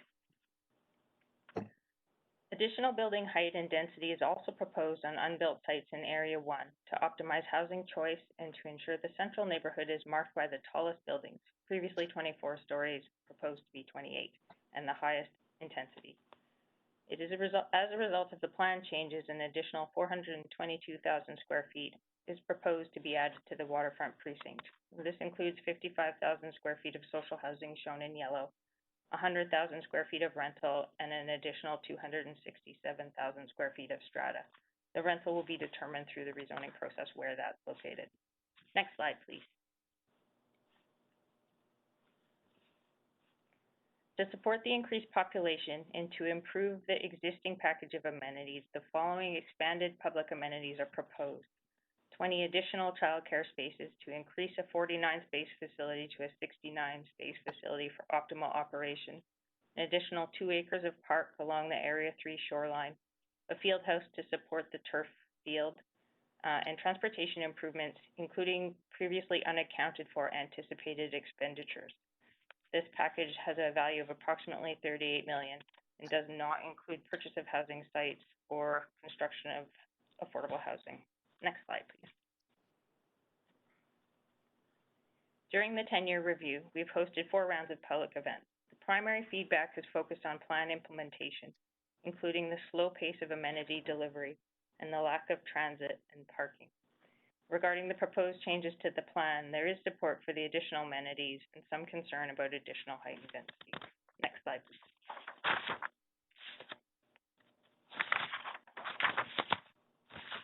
A comprehensive update to the ODP is attached to the staff report as Appendix A. It includes the draft amending bylaw. Given the scope of the changes, a red line is also attached as Appendix H. Staff noted a drafting error in the bylaw attached to the report, which has been corrected as shown on this slide and is posted for consideration tonight. Next slide, please. This slide summarizes the proposed amendments resulting from the first part of this report. It includes a package of amendments to the East Fraserland's official development plan under Recommendation A, consequential amendment to CD1 567 for additional building height on parcel 2930, which is Recommendation B, and replacement pages for the Phase 1 design guidelines to reflect the additional building height as Recommendation C. Next slide, please. The second part of the EFL 10-year review is an update of the financial plan and strategy. The staff team is also seeking council direction on an approach that would secure an in-kind delivery of the community center. Next slide. The public amenities strategy approved in 2010 includes council direction that all of the DCLs and CACs accruing to the city from development be used as sources of funding for the public amenities contained within the EFL ODP. The financial plan outlines responsibilities for both the developer and the city. The city is responsible for the construction of the amenities and the purchase of affordable housing sites. The developer is responsible for on-site infrastructure, soil remediation, shoreline works, provision of land for amenities, and securing rail crossings and waterfront access. Next slide, please. Since 2017, delivery of amenities in EFL has ramped up. The EFL ODP requires that 20% of the units be for affordable housing on sites shown here in blue, which is approximately 1.2 million square feet. Affordable housing in EFL meets the city's definition of social housing. There are approximately 937 units of housing underway, with the first buildings achieving occupancy permit late last year. The EFL ODP also includes 25 acres of parks and open space shown on green. Detailed parks designed for Area 2 are completed and construction is being phased. In Area 1, consultation on the design of Promontory Park is underway. The EFL ODP also includes 4 child care centers with 256 spaces. Since the plan was approved, 2 child care facilities have been moved from mixed-use developments to city-controlled sites to provide greater flexibility for delivery. Planning is underway for the first child care center located in red dot number 3, which is just in the West Fraser Lands boundary. It's being led by the city's facilities team. To date, we've collected roughly $38 million in development revenues in EFL, and we've completed or committed to approximately $57 million in expenditures. Next slide, please. The second part of the ODP 10-year review is to update the financial plan and strategy in an effort to improve amenity delivery. As part of this work, we've updated our revenue and cost projections. While the cost of providing the amenities has increased by $126 million, our revenue projections have not kept pace. In 2010, the funding gap was $25 million, and today it's $50 million. I want to note here that the financial analysis includes the additional amenities and expected expenditures to illustrate the full funding challenge. Next slide, please. In addition to the net funding challenge, there are also limitations on how funding is allocated. DCLs can be used to pay for parks, affordable housing, childcare, transportation, and utilities. There's a shortfall of $63 million in DCLs to pay for the amenities included in the plan. The community center is not DCL eligible and relies primarily on CACs generated within the project. It has a shortfall of at least $15 million, potentially more if the sites don't rezone or if CACs are less than anticipated. While the project overall has a net deficit, there is a surplus in UDCLs generated within the plan area. Next slide, please. To address the amenity challenges in EFL, staff considered upwards of 40 options to increase revenues and or decrease costs. 8 options were provided in the council report. There are 2 key findings moving forward. One is that the best approach to address the DCL shortfall is to allocate citywide DCLs from outside the EFL ODP area to pay for parks, childcare, housing, and transportation.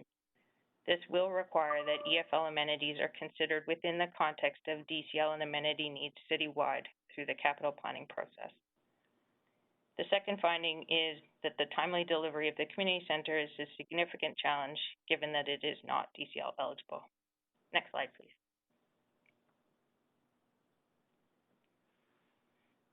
The 30,000 square foot community center is one of the key amenities within the plan. It anchors the high street and creates a significant public destination on the waterfront.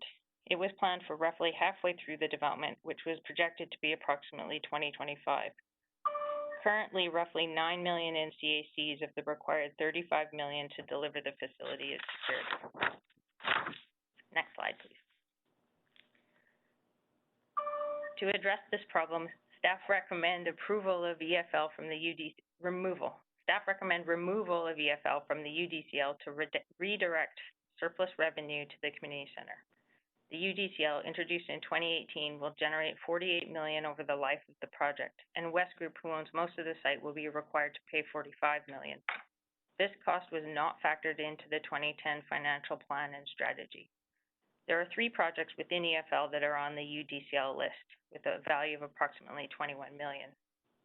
Staff support removal of EFL from the UDCL because new infrastructure and upgrades are largely provided by the developer as servicing requirements.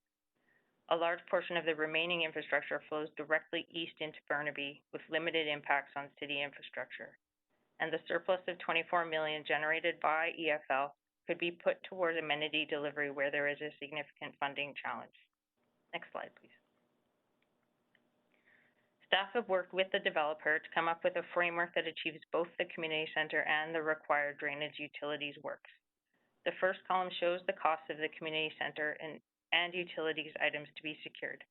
The second column shows the revenues and revenue sources, including 87% of the UDCL, CAC top-up from CACs that are already collected and negotiated, as well as the anticipated CACs from the Area 1 additional density. Any surplus to be confirmed when the CACs are negotiated could be reinvested in the DCL item. This approach will require multiple council decisions. Next slide, please.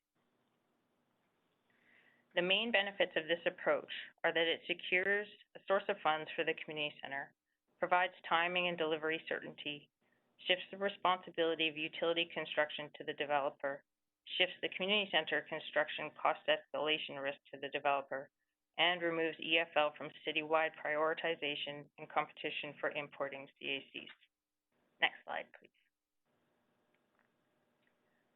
This approach requires multiple steps in council decisions.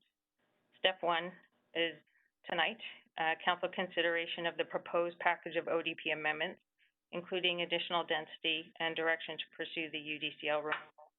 If council does not support the proposed ODP amendments, then the development of VFL will continue as planned.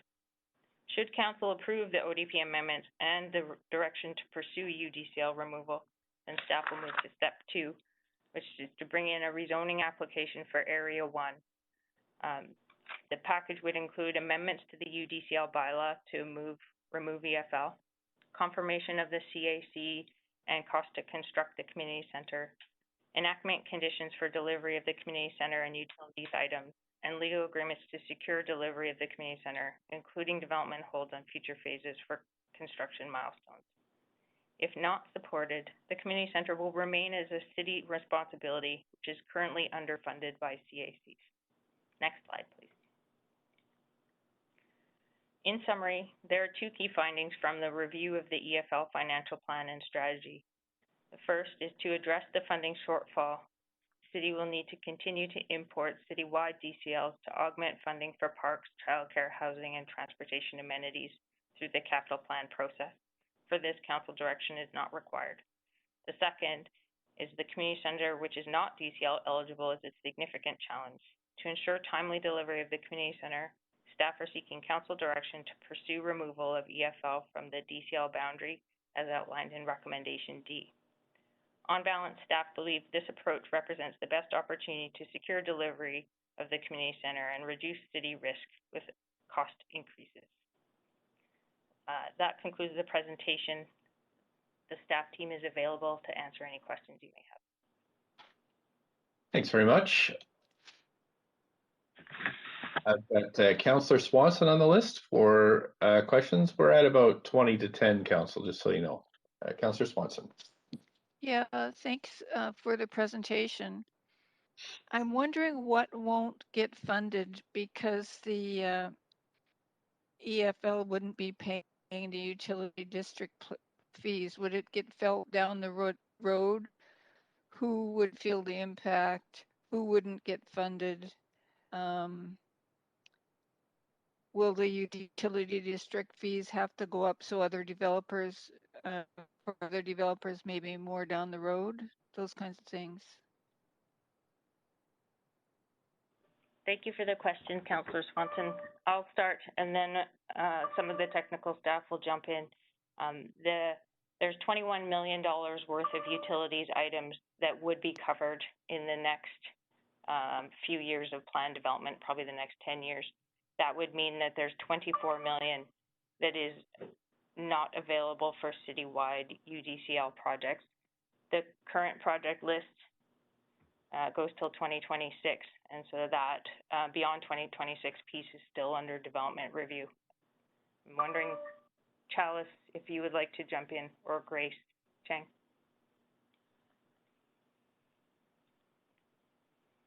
Hi, Kirsten. Thanks. It's Chalice Joseph from engineering. I think Kirsten captured it very well. So there are the 21 million in this set until 2026. Beyond 2026, we are still in the works of developing that project list, so what the UDCL project list will look like. We will still need to develop what those projected revenues citywide look like, and that will determine what the rate looks like. So we can't confirm what the impact is to those future project lists and that future rate at this time. So most of this is for the community center, right? Yes, that's correct. Do we know what the population of this area is projected to be and how that compares with the population that's required for other community centers to be built? I can say, Kirsten Robinson again, the population projection for East Fraserlands is 12,500. With the additional density, it's closer to 15,500. Okay. When we planned new communities, large new communities like Southeast Falls Creek, East Fraserlands, Northeast Falls Creek, there have been community centers associated with those. Generally, they're not smaller than 30,000 square feet because that's what's required to be operationally efficient. I'm not sure how it compares to existing communities where there are community centers that are in need of renewal. So I'm just wondering what the population base for a usual community center is, like say in Northeast Falls Creek or South Falls Creek or any other place. Do you have those figures? I'm hoping that our Parks Would it be Board more than staff rep 15,000?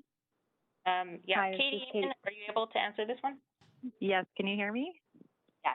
Mm-hmm. Hi, thanks. I'm actually not able to answer this tonight, but I can come back with an answer tomorrow, if that's helpful. Yeah, that would be good. What would happen if the promised childcare isn't built on schedule? There's a childcare facility that's being planned right now. We expect to have the development permit application in process shortly. I believe that the timeline for construction through to opening day is about 3 years from now. There is a second childcare center planned for the roof of the community center, which will require DCL. So that funding will have to be timed to match up with the community center delivery if council chooses to proceed. And I'm just wondering if we do the utility DCL maneuver, what kind of precedent that sets for other developments in the city? I can start on this one as well. We've done some analysis to try to understand how East Fraserlands is unique compared to other developments in the city. There are a couple of things. One is that the developer is required to provide all of the servicing and infrastructure. Most of the servicing that's been completed so far flows into Vancouver. The remaining servicing for sewer flows eastward into Burnaby, which is a pretty unique condition in the city. It was for some of these reasons that we thought that there was an opportunity to redirect some of that funding. I'm wondering if engineering would like to add to that. Oh, engineering would not like to add to that. And we're at the 5 minutes. So I'm going to go on to Councillor Carr. Councillor Carr. Great, thank you, Mayor. And so my questions also are really around the delivery of the amenities, and this is a plan to provide the, I guess, to divert funds from or payments from going one place to going into the East Fraserlands so that amenities can be delivered. You know, over the last number of years, I've just really sensed the frustration of residents around this delivery of the expected amenities. So what in this plan and these measures that are contained in the report are staff considering to be potentially have some risk involved with them? And what are the sort of, I mean, I know that you're presenting them to us as things we should move on, but where are the risks? Because I've seen risks crop up in this area on numerous occasions. So do you foresee any here? I could probably start with that. I think one of the things, since we started this review in 2017, there has been tremendous progress made on amenity delivery. We purchased almost all of the affordable housing sites that are available, and 937 units are under construction or nearing completion, which was not started at all in 2017. The other progress that we've made since 2017 is now all of the Area 2 parks are designed and funded, and we're working through phasing of those parks given the provincial approvals required for the shoreline works. The childcare does require a substantial amount of funding. Each of them are around $10 million depending on the configuration. And so citywide, there has been a backlog in the amount of funding available for childcare, or I shouldn't say a backlog, but there's been other priorities that have been ahead of EFL in terms of childcare facilities. So it is one area where we've worked hard. The biggest risk really is the community center, where we don't have another funding source other than the CACs we've collected to date. So that's why this report and these recommendations. Okay. Yeah. All right. That's clear. Thank you. Thank you. We're on to, let's see here. Just pulling up my queue. Councillor Kirby-Young, up to 5. Yeah, thank you, Mayor. So just following up on this, I know that the community center is, I've heard about this on my time on park board and through council, so it's been a number of years now. And I just want to be really clear for the benefit of the public.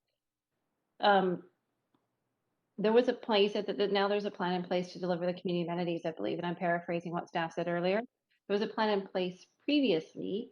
However, we had a gap in timeline of delivery, the rise in construction costs that was allocated. So are we certain that through this process and transferring the responsibility for delivering the community center that we can commit to a timeline and the community can see this? Because I remember speaking with lots of kids and parents or families that move there with young kids, and their kids are going to be out of high school and they're still waiting for a community center. So are we able to kind of commit that, yes, this will happen? Yes, there's a timeline on it. Would there have to be certainty in this? The DCL items, the parks, the childcare, and the transportation items still need to be allocated through the capital planning process. So as long as we continue to push to have EFL be a priority within the community, and as the population is growing and there's a greater need, we don't see a risk with ensuring that the amenities are delivered. Aside from there is a $63 million deficit, and so there is a reliance on funding from generated outside of EFL. And so obviously through the capital planning process, there are trade-offs that are made. We're doing our best efforts to make sure that everything in EFL is delivered in a timely way.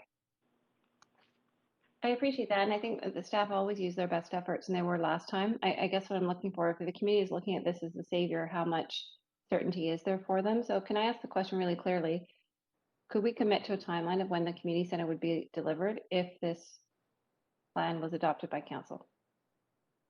Oh, the community center, yes, we can commit to that. We've been working with the developer. We believe that the community center can be under construction by 2025. And it would take about 2 years to complete, so it would be operational by 2027. We have been looking at that timeline and think there's a bit of wiggle room. We might be able to move it forward by up to a year, but it depends on approval of the Area 1 additional density rezoning, because that negotiation leads to the financial ability to secure enough funding to get the community center delivered by West Group.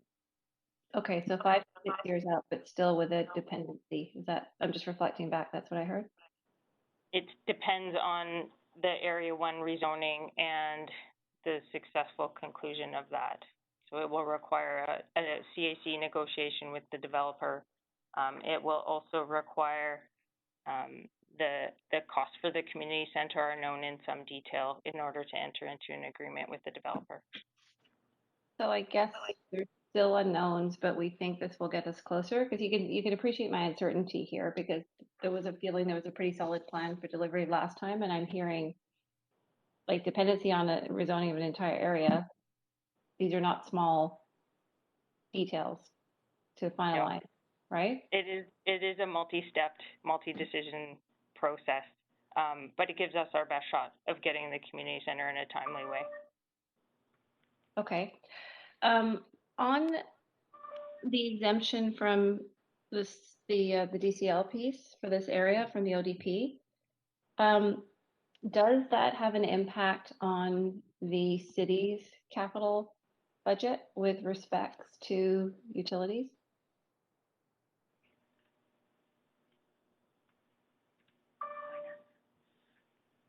Finance, are you on the line? Grace, can you answer that?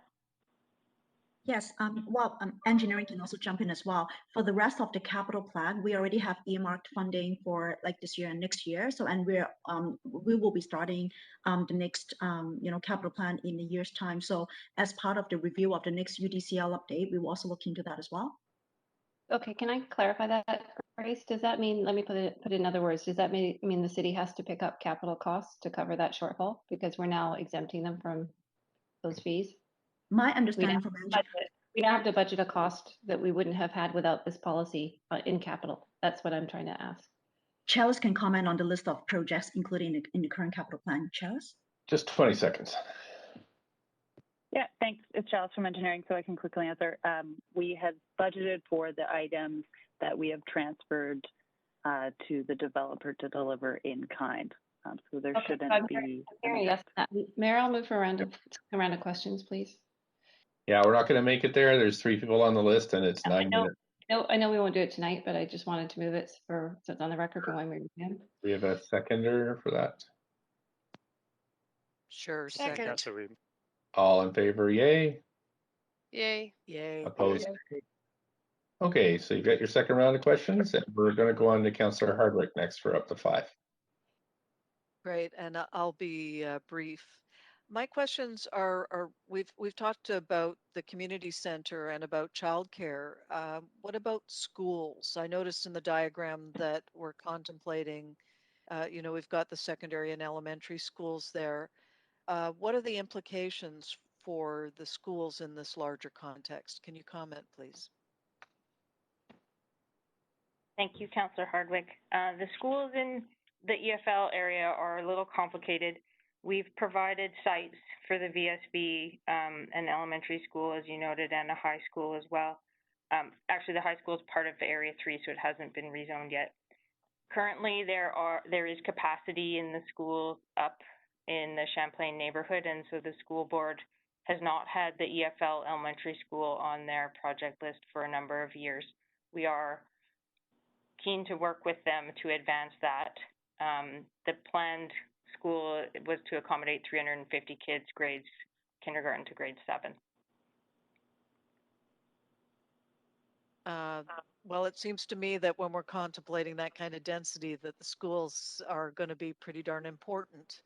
But I know that there is other work being done coordinating the city and the school board in terms of its land and development. Any more insight, or is that about covering it for this presentation anyway? Mostly we're working with the school board to try to advance delivery of the school. There's also a child care center planned on that site, so it's in our interest. And certainly the neighborhood is keen on the school. There was a school site in West Fraserlands which was never built as well. And so we've been hearing for years about kids that have to cross Marine and go up the hill to the community. So it would be certainly a benefit to have a more sustainable approach and a neighborhood school to serve the population. Thanks. And then floodplain, with respect to soil and the overall climate change concerns. We're right at the river. Is there anything that you'd like to share further in any kind of extra considerations around the whole area of floodplain? Sure. I can jump in with some planning preamble and then engineering will take it away. We've been working obviously in the floodplain for a number of years. When we first did the planning approvals back in 2008, the FCL for the flood construction level was 3.5. And so we had planned to grade the whole site up to a new level. The rail corridor is obviously low through the back of the site. Since 2017, we've been doing more active work on the flood protection works, and I'm going to pass it over to Chalice for that one. Or Carson. Hi, good evening, Mayor and Council. This is Carson Chant. I'm a senior engineer with engineering.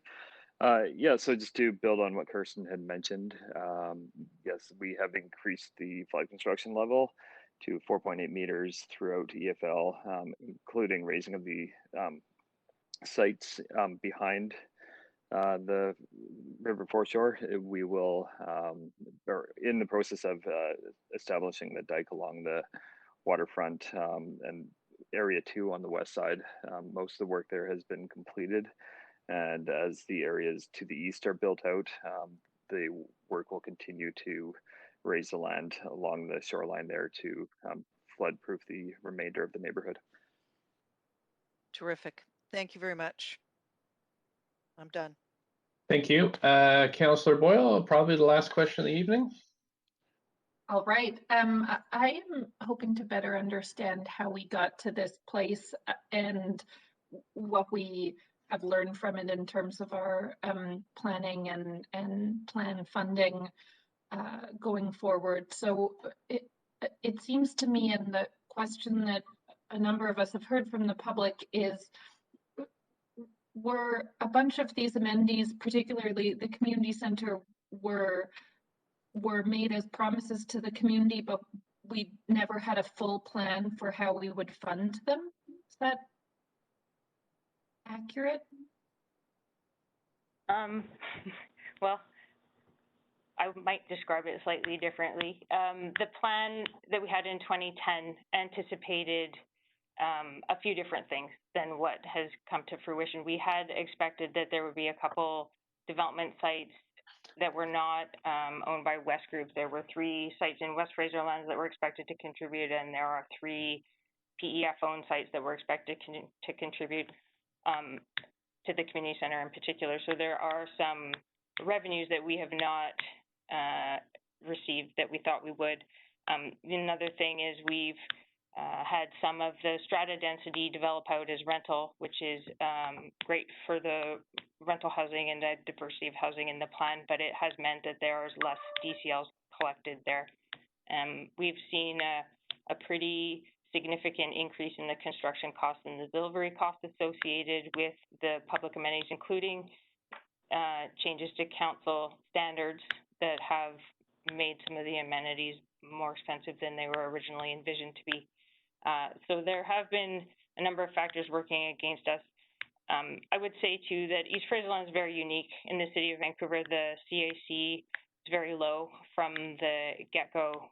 We generally see much higher CACs on other large sites, and we have done a lot of work to tailor the public amenity packages to the revenues that we see there.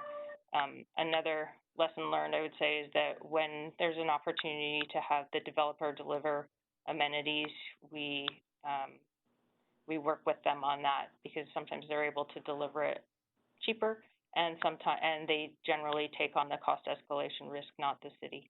So there's a number of lessons that we have learned here that we've implemented on other sites primarily. Thanks. I'll just say I really appreciate hearing that, and the explanation of how we got here is really helpful, and I'll leave it at that for now. Thanks, Mayor. Okay, thanks. We're just at 9:58, so just have the clerk's mark. Councillor Boyle, you have a couple minutes left. If there's anything else you think of if you want to talk about tomorrow or ask questions about.